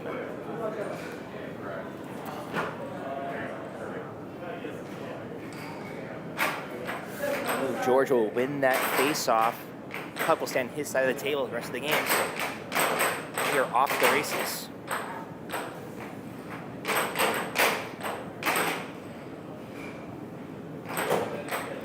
You know, Joey's just coming in off a big loss to Avery Yebernetsky, but he cannot let that affect him as he goes into this new game. You see, he blocks a nice over from George and responds with a straight of his own. Oh, just rattling out of the goal there. Almost like the air hockey gods might be looking out for Joey there. Ooh, he tries a straight from the other end. A nice little cross across there. Making George have to play on the back foot to keep Joey from running away with his match. 3-0. George attempts a charge, taking a page out of Jackson's book. Does not pay off as he's now down 3 points. A flying puck takes on. I want to check in on one of our techs who gets beamed in the face, almost has to drop his boba tea. I'll give him $5.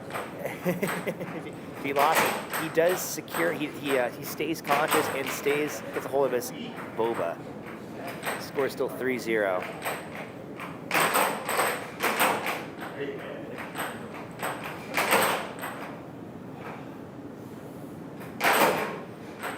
Joey attempting another one of those crosses. Just a little bit flinching. Taking the left wall to 4-0. George Anderson obviously frustrated with that kind of maneuvering. George can make a change here if he wants to find a foothold in this game. You hear him say to himself, "Come on, George, let's go." Give himself some pep talk in this game.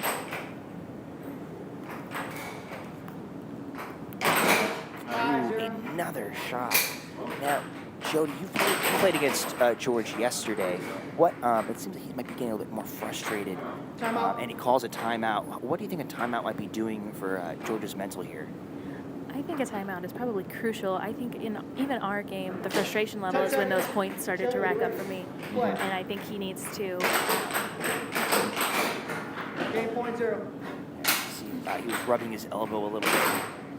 Joey's up 6-0. I did show George and several of our other competitors these solid stretches that track athletes actually use to keep their triceps and deltoids from getting tight in between competing. At one point, I was showing George to work through some of that, and I know he was kind of favoring that arm a bit, not wanting to fully extend. You see, as Joey Liss takes game number 1, 7-0. That is the kind of momentum. You know, coming off of that game against Yebernetsky. I'm going to try one more, but I might stop. You see George clutching his elbow. You know, after 3 days of air hockey, I cannot deny that it takes a toll on the body. I mean, I know I woke up this morning knowing I didn't have to play any air hockey today, and I still groaned and moaned as I crawled out of bed. I can only imagine what George is feeling. You see, he's rubbing that part of his elbow. Is that like that tricep extension? Because I know the term tennis elbow comes from that hyperextension. Imagine that same kind of injury can come from air hockey, you think? Absolutely, and the same thing as discus, right? If you're propelling the force and it's coming from your extension, that means that muscle is being yanked back and forth every time, and that is just a wear and tear that's not natural to the body, and it's not natural to do probably hundreds of thousands of times over several hours. And we talk about, in a game like air hockey. We talk about, like the concept of getting stronger. In order for muscle to grow, there has to be tears, but there is such a thing as too much of that tension and stretching your of your ligaments, of your joints, and you see that George gets his first point of the match just now, leading up 1-0.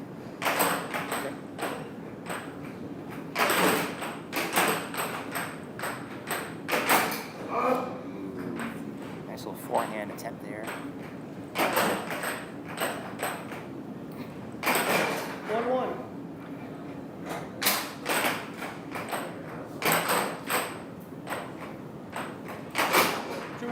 Joey continue his momentum from the last game. I think you can see George is physically in pain right now. His face is strained. He's been biting down for a bit now. Actually takes a moment to switch to his left hand, trying to maybe stop some of that exhaustion from bringing it through. You see he's trying to keep up that defense. And it's quite impressive. I've seen some players who roll that way. Namely, Taylor Crawley out of North Carolina is known for switching hands. Josh Perry, known as Squiddy, was known for his switching hands. See George switches his stance again. Goes for the charge.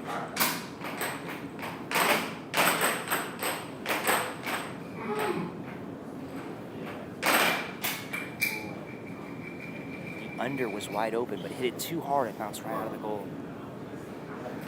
We talk about table temperament, and so Jody, there's 7 tables in this upstairs area, and each one of them is different in its own special way. I like to think that these tables have a personality.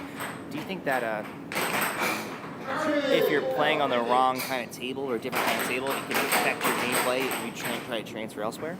Oh, absolutely. I think there's a reason it's called like a home field advantage. If you're used to a certain type of table with a certain type of speed, or like you play on this table and you know the dead zone, you know exactly where it is. That's an advantage, and you don't realize how much your game is going to be impacted when you suddenly don't have that. Yeah. And there are some tables we have out that do have. You see, George goes ahead and self-scores the last 2, giving Joey the game. It seems that George physically did not want to continue. It seems that pain is really reaching him, and I don't blame him. They say in a workout or in any kind of physical extreme, if it starts hurting, you should stop. And you see that they begin digging around some medical bags, see if they might be able to find some wraps, maybe some icy hot. You see. And you should not put icy hot on while you're actively sweating. Oh, that's good just advice for there. our listeners out there. Yeah, good to know. Your pores will be open, and it is not supposed to permeate that deeply into your skin, and it can cause allergic reactions. Good to know. Well, it looks like he did not put ice on it. Actually, it looks like he instead switched mallets, which is a perfectly legal thing to do. You know, a lot of players will, you see, he mentions the pain he's getting from that hyperextension of his elbow you mentioned. Joey leads 2 games to 2. See, he is going to try to turn this around. He refuses to resign here, and he's going to try to see if he can turn his luck around to a flat top mallet. Well, what we have here, it's a sport of honor. There is no big monetary prize that you get for being an air hockey player right here, right now. But you play Not for yet. Not yet. Over. But no matter what, you are playing for the integrity of the game, for the love of the game. So that's why athletes do it. They play through pain because they love the game. Yeah. And you can see Joey smiling, and you know that he doesn't want to win this way. He doesn't want to have to win by a medical forfeit or anything like that. I think he's actually quite glad that George is continuing to find a way to continue. You see, George actually has just scored twice as many goals as he has in the past couple of games. It seems that maybe this switch of mallet is going to maybe turn around some of his luck there, maybe ease that pain on his elbow. But just because Joey might have felt bad about winning that last game, he's not going to stop, and he knows that if he wins this game, he actually will be ranked #1 in North Carolina. It was over. It was over. It was over. It was over. Joey, you ready? See, Matt calls an over. 3-2. See, George sheepishly takes a right while under to raise his goal. Joey's staying on pace. The momentum is definitely increased. This is a very I've never felt this kind of energy from any of these past games. Obviously, the exhaustion is getting to both of the players after a full weekend as this day continues to stretch on. This is the best game that George Anderson has played of the past 3. Absolutely. Past 2, yeah. And honestly, you can see there has been a mentality switch just out of his serves alone. I've had so much more behind them. And he has scored on 2. George's defense has definitely improved. Commentator's curse there as he charges and misses. And just like that, quick turn, Joey up 6-4. And as I was saying about that serve. Yeah.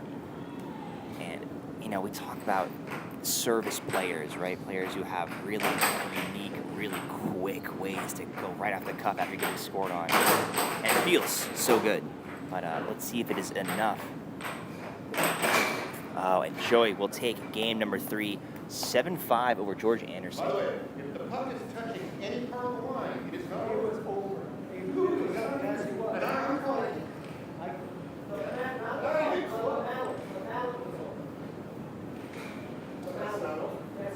Was he all the way over? All the way over. Oh, okay.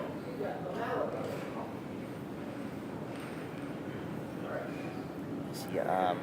It's never a good idea to get in an argument with a ref, and I know from other sports that it can be tense out there when it comes to rules and descriptions there. Sometimes players will take not necessarily matters into their own hands, but if they, like I made a call as a ref yesterday where I called an over, and the opposing player just gave the puck right back and said, "Oh, I don't think so." And they continued playing. There's that kind of sign of respect, but you do have to respect the ref's ruling that you can. Matt Casey, known as the official ref of North Carolina, rules masters here. We're off into game 4, coming out swinging. And none of this ever comes from a point of malice or anger, but it's a point of passion and love for the game of air hockey. And it's hard when rules can get in the way of that. Time of the game, George with a great undershot there. It's really, his banks are really improving since he switched that mallet. I think his speed and his accuracy is also going. But you can see he still obviously is experiencing some kind of discomfort in his right arm as he scores his 2nd goal of this game. Joey knows that 6 points now separate him from being the #1 ranked player in North Carolina. Anyone is still in the bracket after that point is from out of state and will not receive a North Carolina rank. And so they will still, have a place in the tournament. But Joey will be #1 if he were to take this game against George Anderson. 3-2. Nice right wall Timeout over. call. George calls a timeout. Takes a moment to catch his breath. Joey, ready? Play. 3-3. Lovely forehand straight. Very awesome serve as well. Joey's been calling out how well his serves have improved. Well, I feel like working with the injury he has now, he has to come out the gate right away trying to score. The longer he plays, the lower his odds of getting the point. So, one thing we can think about is aftercare, after this game is over. What is something that George can do if because I know he definitely has a spin-off after this, whether win or lose. If he chooses to keep playing, he needs to take care of that arm. Oh, absolutely. 4-3. Double bang puts Joey in the lead. So we talk about icy hot, not doing while you're actively sweating. So would icy hot after a game is over be a better option? Icy hot is what you want to put on at the end when you're done. The day is over. Done completely. Yes. Okay. You want to do short bursts of ice and heat if you're injured while actively competing, because if you only do ice, you'll stiffen the muscle that hurts. You won't feel it hurts as much, but you're not going to be as good a player if you're stiff. Yeah. So what you want to do, prolonging your suffering in the end there, right? So if you want to ice just to get the pain down, you have to reheat it or rewarm yourself up in a way that's not just a repetitive motion. Now we're in the Durham Food Hall. What is what a left wall over from George, proving that he's not dead yet. He is. He wants the world to know that he is still here to play, injury or not. As a match point for Joey Liss. George has to turn around here, but he knows that regardless, he played a great match. Played through the pain here.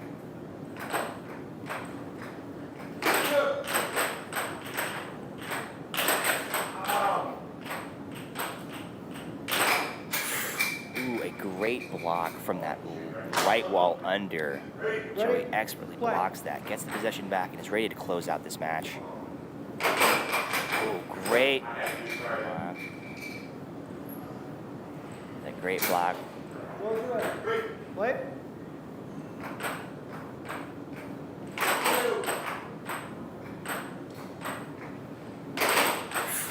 Blocking the right wall of his own. George stays in this game.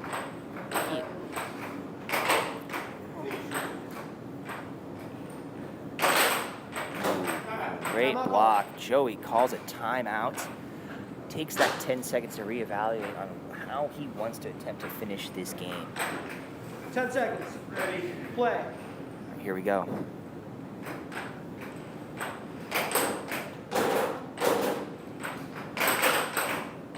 Symbolically beating on his gold like he's beating on his chest. Okay, taking it to 6-6. And we have a game, folks. Ooh, George blowing Joey a kiss across the table. He's basically telling Joey, you're not taking this without a fight. And that'll go for Joey. That will be it. You see,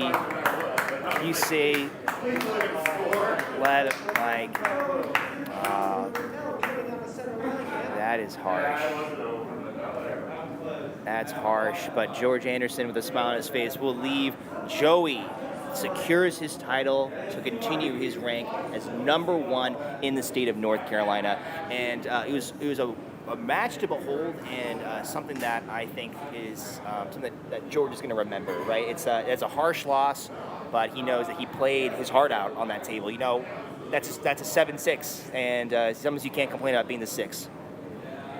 Well, you can always complain, but you shouldn't. You always can complain, but you shouldn't. But, you know, I think that I've been watching George Anderson's games this past weekend. I think that he really showed up and showed out.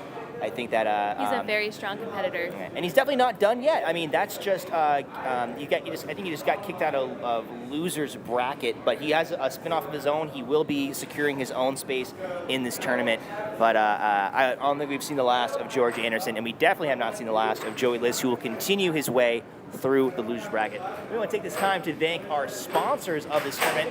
Mountain Time, New Belgium Premium Lager, has been a refreshing treat. Most of the air hockey players you see running around the Durham Food Hall today have had a Mountain Time in their hand. But if beer is not your thing, we also give a shout out to Tito's Handmade Vodka. And we also want to give a big thank you to the Glass Jug Beer Lab for their unwavering support of North Carolina State Air Hockey Tournament. Their dedication to crafting exceptional beers has made our tournament experience even more enjoyable for everyone involved. That's right, Joey.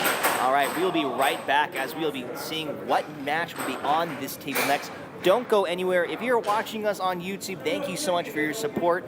And we would love to hear where you're watching from and who you're rooting for to take on the title of the #1 champion of our first ever North Carolina State Tournament. We'll see you then. Give me that.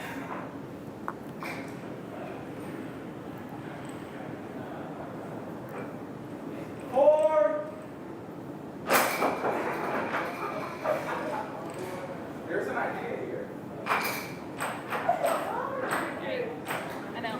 Okay, thank you so much. Are you coming back? No, I don't. We know what I want to happen. Okay, we're still getting dinner out. My stuff is still here. Tim. Yes. This is on this game real quick. The next match to be played is even harder. You guys want that? More? Yeah, you can call it. So that's Just like a little putt. Alright. so make sure you're But this is more important right now.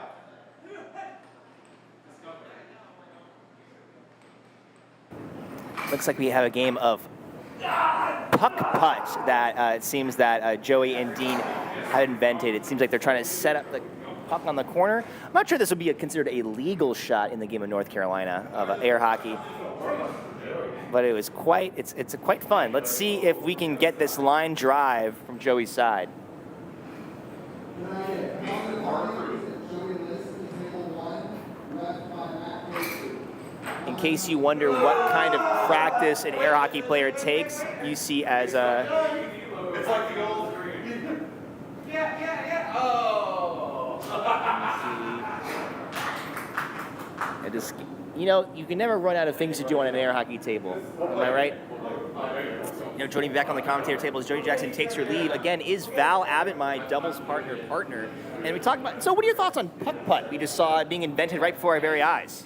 You always need to keep reinventing the sport a little bit, keep new people interested. I personally prefer doubles with both people on the table at the same time. So you're talking 4 mallets, 1 puck, or are you trying to get more pucks on the side? You're trying to multi-ball this situation? You should start with 1 and then see where it goes from there. All right. But you do have to keep rules and decorum. You'll have to split the table either long ways or width, so that you can only be in one section at a time. So kind of treat it like foosball rules, where there's only 1 goalie on it at a time. So no one can double up the mallets, right? No. Yeah. Can't be covering the goal like that. Absolutely.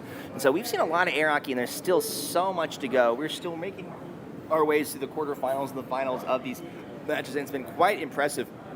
We know that up next, we are going to see 3 Joey Liss games in a row. You see, as he lost that 1 match against Avery Yebernetsky, he takes his just recent win over George Anderson, and now he's going to go up against one of the highest ranked players we have in the tournament, Connor Cummings, to try to take on that win as he goes through his losers bracket. Connor Cummings actually is not new to the North Carolina area. He actually was born in Charlotte and visited with his brother Colin Cummings, currently #1 ranked in the world. And during that time, Connor and Joey played a challenge match. And during that time, Joey did lose that match to Connor, getting the honorary title of being the actual North Carolina #1. And Connor does not live in North Carolina, so that rank does not actually have any hold or merit. But under Joey's description and under his rules, he said, well, you're born in Charlotte, so this title can be yours, and that is what Connor claimed. We will see if Connor is able to get that same kind of momentum that he had from his previous visit to take that win against Joey Liss. We'll see that shortly. Any thoughts about what you're really looking for from both these players as we head into their next match? I mean, I think we've talked about it all day, but possession. Yeah. You can't score without the puck. So who can keep control of it the most and get to take those shots that'll go in is going to be who wins. Yeah, I think our viewers who have not watched Connor on this table in a bit, I don't think we saw much of him on yesterday. We did see him in the doubles tournament take on some great. I think his team got 2nd or 3rd place overall in the doubles tournament. Very impressive, and I'm really excited to see how he takes that onto himself to try to take this win away from Joey Liss. So stay tuned. We'll be back shortly as we continue our 2023 annual State Air Hockey Championships here live in Durham, North Carolina. Don't go anywhere.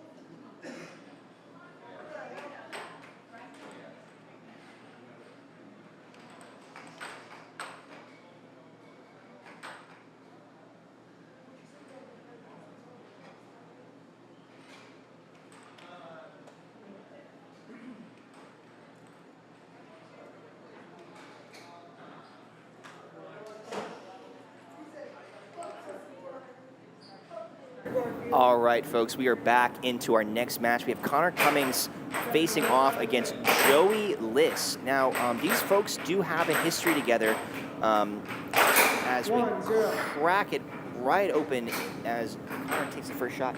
Connor Cummings, brother of Colin Cummings, one of the #1 air hockey players in the world. No slouch in his own regard. Connor and Colin visited North Carolina earlier this year, or maybe late last year, I'm trying to remember.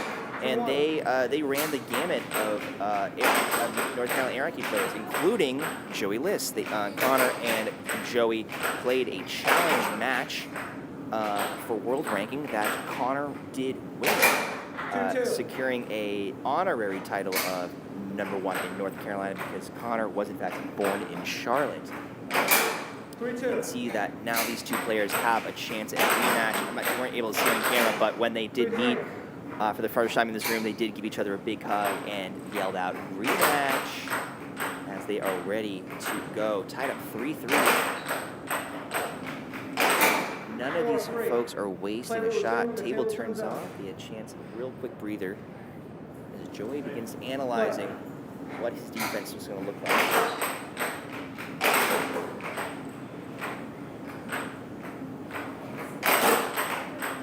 You're going to see that Joey and Connor have a very different play style, but still have it fundamentally the same. You see that Connor does play with his mouth up in his defensive position, very, very in the midsection of that table, trying to catch those stray pucks that doesn't think they're going to make it in as he tries to maintain that possession. Ooh, Joey narrowly dodging a self-score there. Trying to crack this game. He's down by 1, but he's been down by worse before. And he's going to go ahead and tie up that, get the tie. You see Joey sporting a boxcar shirt, supporting one of the local bars and arcades here in the Triangle area that hosts regular air hockey tournaments for us to cultivate and the culture of North Carolina air hockey. Joey leads 5-4, and we'll get possession of this next puck. Play.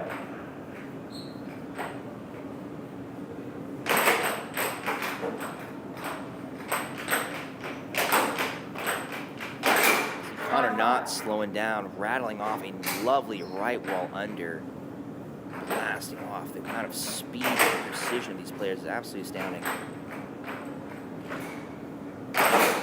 Game point 5. Joey responding with a right wall of his own, calling a timeout of the first half of the game. See, he gives a hug to Taylor White. He gets some advice from his other compatriots as he's ready to take on this first game against Connor Cummings. Connor has to answer, find a way to turn this game around for himself. We've seen worse comebacks. Ooh, trying to rattle off that transition shot.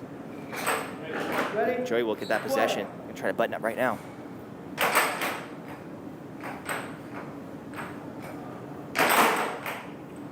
Just kind of teasing around, just kind of poking and prodding. Great block by Connor. Can try to turn this around for himself. Just trying to condition your opponent to block the shots you're not taking. Ooh, blocks a gnarly right wall. Oh. Almost with a double bank, able to catch that. Great block. It's going to go to Joey's possession. Yes, your man. Request to sand the puck. You know, after time, that dirt and detritus that falls off the table, you want to get that off and keep that puck nice and smooth on that cushion area on the table. Play. Here we are, 6-5. Joey wants to end this as soon as possible. Tries a left wall into a forehand. Right wall over blocked by Joey. Great block. Connor playing so far up with his mallet because he's very confident he can catch it. 6-6, ties it up. Joey's possession. Joey's used his only timeout. Connor refuses to use his. And with a left wall over, Joey Liss takes game number 1. We are going into our next game. They have a minute of an intermission for Connor and Joey to take that time to themselves to regroup with their partners and find out what's working and what's not working and what cracks in the defense they can find.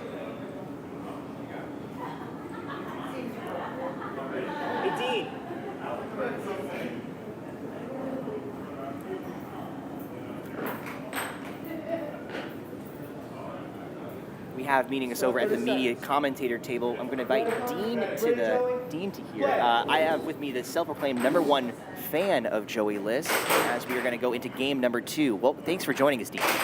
Yeah, glad to be here. It's been a hell of an event. Really excited to watch. I'm the president of the Joey Liss fan club, so I'm here to support him. And you know, it's okay. You're allowed to have your opinions and your preferences. I mean, in North Carolina, if you're from out of state, we'll respect you, but we're going to root for the Carolina player, right? Oh, absolutely. Puck landed its way over to the media table and toss that over to Joey. It's a terrible throw on my part. That's why I'm not an athlete. That's why I'm a commentator. Right. Me too. Yeah. Game number 2, Joey in possession. That left wall under that Joey's been really rattling out has been doing some work as Connor throws out a left wall of his own. Yeah, I haven't been seeing Joey using that up in the tournament a lot, and it's been a beautiful shot. Right wall over. It's always love to see these kind of back and forth. You know, I always say I always root for the person losing. You know, I want a game to get as close to 7-6 as possible, and they deliver, giving me a 7-6 fire, and see how we can change and turn this momentum around. Yeah, wouldn't that be beautiful? It's hard sitting here watching Joey because as someone who has to play against him often, he's got that very slow, methodical game. Yeah, but also kind of harnessing the chaos on the table as well. He can be very unpredictable, but he's willing to put his whole body on the line to grab the possession and to take the shots you did not see coming. Yeah, and he loves telling people about doing that. Yeah, he loves the mind games. Connor takes the lead, 3-2. You know, the younger brother of Colin Cummings has been in North Carolina before. He actually was born in Charlotte. Oh, I didn't know that. Yeah, the Queen's State. when Connor taking the lead back again, 4-3. When Connor visited North Carolina with Colin a couple months ago, visited some boxcar tournaments. They got to hang out, give us some lessons. I played both against Colin and Connor. I don't think I got more than 3 or 4 points against them. Yeah, they don't make it easy for you. Yeah, absolutely. Comes with a name. And during that time, Connor Cummings did play a challenge match against Joey Liss for world rank. Yes. Joey lost that match, and in turn gave Connor the honorary title of #1 in air hockey in North Carolina, because Connor was born in Charlotte. Obviously, that rank has no real effect here, but it's a nice bragging right? Yeah, it's nice praise, that's for sure. And if you were here when Joey and Connor first met in this room, before their match started, they did give each other a big hug and say, rematch, as they make their way on the table. Joey with possession. So Connor blocks that left wall under it again. Connor's defense is looking crispy. Doesn't block that straight. Well, the commentator's curse. If you call out someone's defense, they will immediately get scored on, unfortunately. Then I will be only talking about defense. Amazing, yeah. And you feel like you have a lot of power behind this microphone. You know what over as Joey Liss is ready to take his second game of this now match. He's got possession.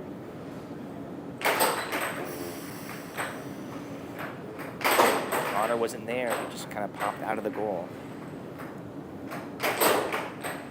Just kind of rattling around. He wants to do some conditioning there. Timeout call.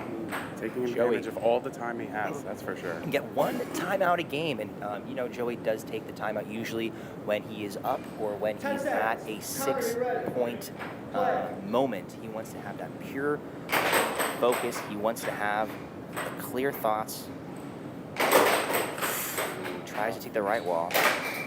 Ooh, good off. Great block. Oops. Great block by Joey. Does not flinch. Does not try to move out of the way. Holds on. Every time the puck gets shot your way and you get to block, that's a gift from your opponent. Great catch from Joey there. Keeping possession. Because he knows, that possession's 90% of the law. It's also 90% of an air hockey goal. Amen to that. Because, if you have possession, it means your opponent doesn't. That's an inarguable fact. Yeah, every second that puck is in my possession, that is one more second of my opponent not scoring on me. And Joey is one of those people who will chase after a puck no matter what, because he knows the importance of the possession.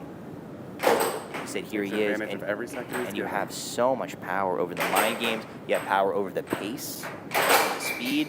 What a block by Connor. Connor is going to hope to turn this around. And he does. We time up our second 7-6 of the game. Connor, again, refusing to use his timeout. And with a beautiful transitional straight, Connor will take the 7-6 and we will be tied 1 game to 1 game.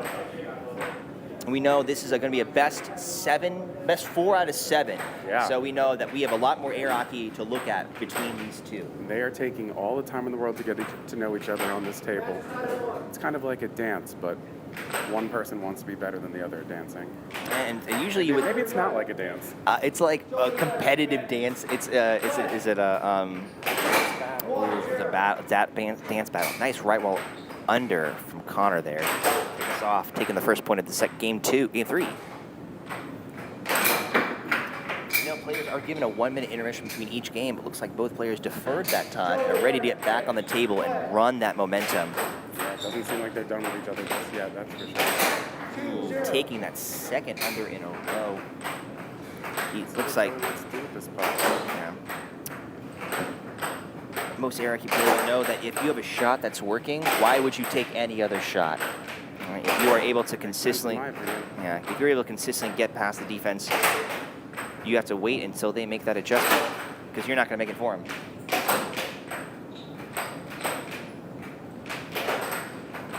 Good block by Joey.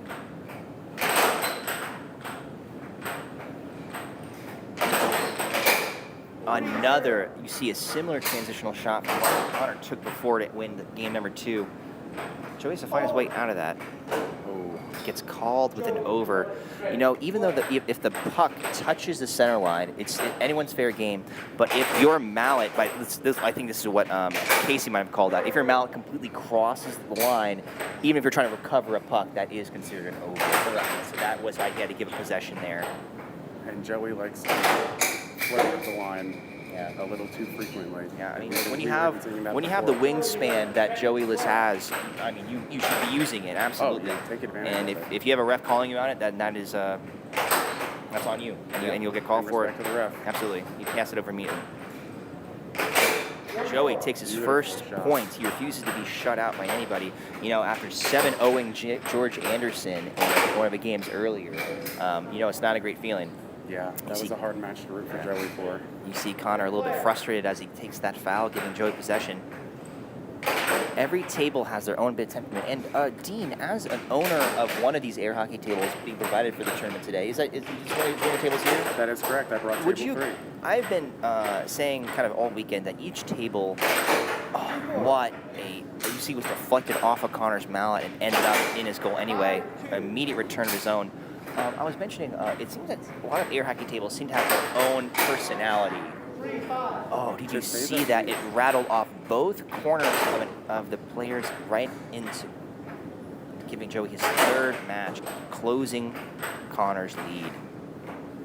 You know, I want to make sure I highlight, Connor's been taking a right wall under from the top left of his playing side, right near the center line, and it has been dominating this weekend. It's been such a beautiful shot.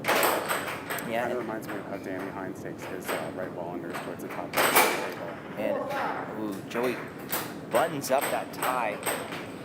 I do what you know, like kind of being on that left quadrant of your table and take that right wall. It's a very interesting angle you have to take. Connor takes point number 5 and the lead. Table off. I call it nature's timeout, is when your table times out on you. Absolutely. Do you know if the time on a table, is that 7 minutes or 10? I know it can be different from table to table. How long a table stays on for? Right. If I'm to be completely honest, I have no idea. I still have my unopened manual for my table. You see that Connor Cummings takes point number 7. I was kind of late in tracking that. He ends game number 3, 7-4. 2-1 Connor. Joey looking himself in the eye in the turned off TV, getting his head in. That reflection in the black mirror, I heard they made a show about that. Yeah, you know, it's a lovely rom-com on Netflix, if I'm not mistaken. I would recommend it for the whole family. Not sponsored, by the way. Please do not turn on Black Mirror expecting to see a rom-com. There is 1 or 2 episodes that do have a bit of a romantic feel to it. Fighting Vipers, one of them, featuring just homies being homies, right? Yeah, that's what we got. Just homies in video games. All right, we go into game number 4. Joey Liss versus Connor Cummings. 1-0. Connor leading 1-0 in 2 games to Joey's 1. All 3 of these games so far have been close. They've been 7-6s or 7-5s. None of these players wants to give up even an inch because they know their opponent will take a mile. Absolutely.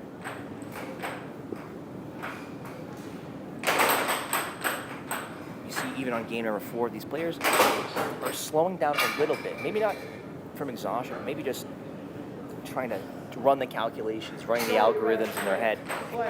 Right. On what is working, what isn't. They spent the first 3 games taking time to learn each other, see what they like, see what they don't like. Now they know what their information and they have to apply it. And what you hate to see is that sometimes you learn it too late. That is correct. Like even if you were able to make that adjustment, by then your opponent has so much momentum that it's really hard to stop that moving train. And I'm not saying that Connor Cummings is going to be a moving train, but he is going chugga, chugga, chugga, chugga, choo-choo as much as he can. Oh, yeah. And he has such an athletic background that he never has to worry about running out of momentum, running out of speed. He's got a good mental game going into everything. So playing against him, you can't shake him off of what he likes to do. He comes to his work, and he clocks in and does it. Good stop. Great block. Nothing feels more like a kind of anime moment than stopping a puck coming your way, flat in its tracks. Yeah, it's like that bullet time from the Matrix. Yeah. Yeah. The world slows down. And you're like, yes, of course I got that. Right? I do like when we have those Dragon Ball Z type moments. You think Goku begins on the table, the puck is flying, everyone's swinging. Oh, where there's the puck is just crossing back and forth. We did bring a radar gun with the media team, and we have clocked some of these shots. I think the highest we've seen is 80 plus miles an hour on these air hockey tables. Oh my God. Yeah. Human reaction time is slower than that, for a fun fact, and they say. You know, and you can tell by that because if you've been looking in the room where they have all 6 of the other tables, what a shot! The puck keeps going flying all over the room, but not a single person is flinched. People have definitely locked in because I'd say like some tables have different temperaments. Like some tables will accept different kinds of shots more than others, right? Yes. And if you're consistently seeing your pucks flying off the table, you know that you might be doing something wrong. Maybe your puck is not sanded enough. But if you're taking these super powerful shots and are flying on the table, you need to lock in that power more, or else you're not going to score anything. Yes, absolutely. And all it takes is a slightly off angle for the contact from the puck to lift it and get it up in the air. Even making contact with your opponent's mount is going to do it. I mean, I was scared of charging for the longest time because I played a challenge match against Tim Bettinger, also known as Slime Time. And he has just an absolute knuckle duster of a straight. He will just take the center of the table and just slam it. And I had to learn to block those, which is having to put my mount so far up, and he will blast it off my mount and the puck will go flying from that point on. It feels like a charge, but you get the possession if they foul on you like that. Yeah, as long as you're not charging way up there. If you just own really good at the center line, you're good. This is one of those Dragon Ball Z moments you Exactly. mentioned. Joey flies his body off the table. Still tied 3-3. No bloodshed from that interaction. It does give Joey the moment. Beautiful slice of mallet. Great under there.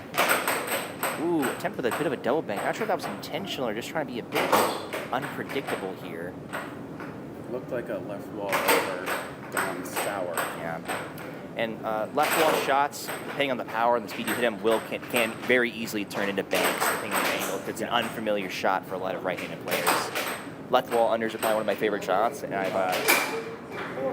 It just feels so great good to hit the shot. There it is. Beautiful. Joey has to work off this momentum. Responds with a near identical shot. Back and forth. You see they'll both take a damning drift, go up to the table, take a shot. I like how both of these players are willing to use their lower halves of their body. They're willing to kick up their legs, try to give themselves that extra oomph and power. One player here who I'm quite impressed with the way they use their lower body is Kay Hunter, one of the tournament directors here, who's been a big help. I asked them once because I noticed the way they take their shots. I wish I had a visual description. They would do what looks like a ballet squat, you know, where your legs are, your toes are pointed in opposite directions, right. And they take like a small squat, and then she jumps into her shot. Because Kay is a bit shorter on that side. It takes a lot of effort to get to the center line for some. We have another local player. His name is Ian Warner. and he struggles to reach the center line, so he puts his whole body into getting up there to the point where his legs are curling back up. I call it the scorpion sting. Because the way his legs curl up, it looks like a scorpion's tail. It's usually not as interesting or effective when he does it, but it sure as heck makes good footage. Yeah, that was actually one of our first viral videos on Instagram for our Reels. If you go on our Instagram, NC Air Hockey, you will find some of those reels of Ian and the Scorpion in action. Ian also has some other quirky shots. He has this one, if he's on his 6, if he's on game point, he will put the puck right in the center, close one eye, and say, "Time to die," as he looks at his shot. And I was a victim of that yesterday. He beat me in a spin-off bracket using a time to die, and he took that shot. Very impressive. Connor takes his first shot.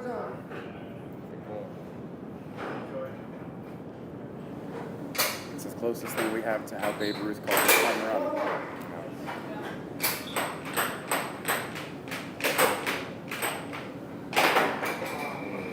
A little bit too much mustard on that shot. Gives over the possession.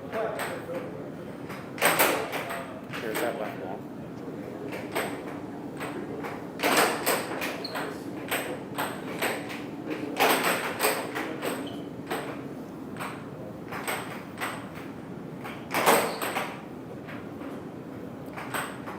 For Connor, it was 6 points to separate him from victory for this match. For Joey, it's 6 points to keep to stay alive.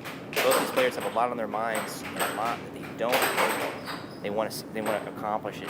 Joey has a bit of a grudge match against Connor after losing to him in a challenge match earlier this year. Slamming into the set side of the goal. You see Connor shaking his head and I don't know. Beautiful shot. Great over from Joey there. Looks like a bit of a slip there, kind of losing some power in that straight. Oh, what a block. Able to swipe and reflect. Oh, what a great retention. Yeah, he's able to kind of scoop that possession. Joe's able to keep that on his end of the goal, able to kind of catch that. And usually times that I attempt to recover a wild puck kind of flying back and forth onto my side, it's just I tap and it actually goes in my goal. That way of kind of keeping that defensive possession is difficult, and those watching... You gotta learn through doing, right? And, if you don't try, you don't win. And those watching air hockey here on YouTube right now, and maybe you're curious about the sport, and you're curious about what the players have practiced and done. I've seen these folks run drills. I've seen them take the same shot over and over again to know exactly where it needs to go. And some will even practice taking wild shots that they know aren't going to go in, and they just practice recovery. Right. I'm going to throw a banger out there and then use my reflexes to catch it on its way back, simulating what it's like to go against a real match where your opponent is taking shots from all sides. Absolutely. Joey takes the lead 3-2. And I think either I saw him on a Facebook forum talking about practicing, or I might have even read that same blog post he mentioned, but he did mention he does practice taking those wild shots to practice his recovery. Yes. Talk about how important when possession you're on is. defense, you get so nervous. And somebody like me, I'll white knuckle the mallet, and I won't be able to retain the puck very well. So just having that practice to get a little more loose and limber on puck. Blocking the straight. Blocking the straight. Connor shaking his head in frustration as this volley continues. Both players tied. And the volley continues. Who's going to bring it to the ice here? And it will be Joey with a left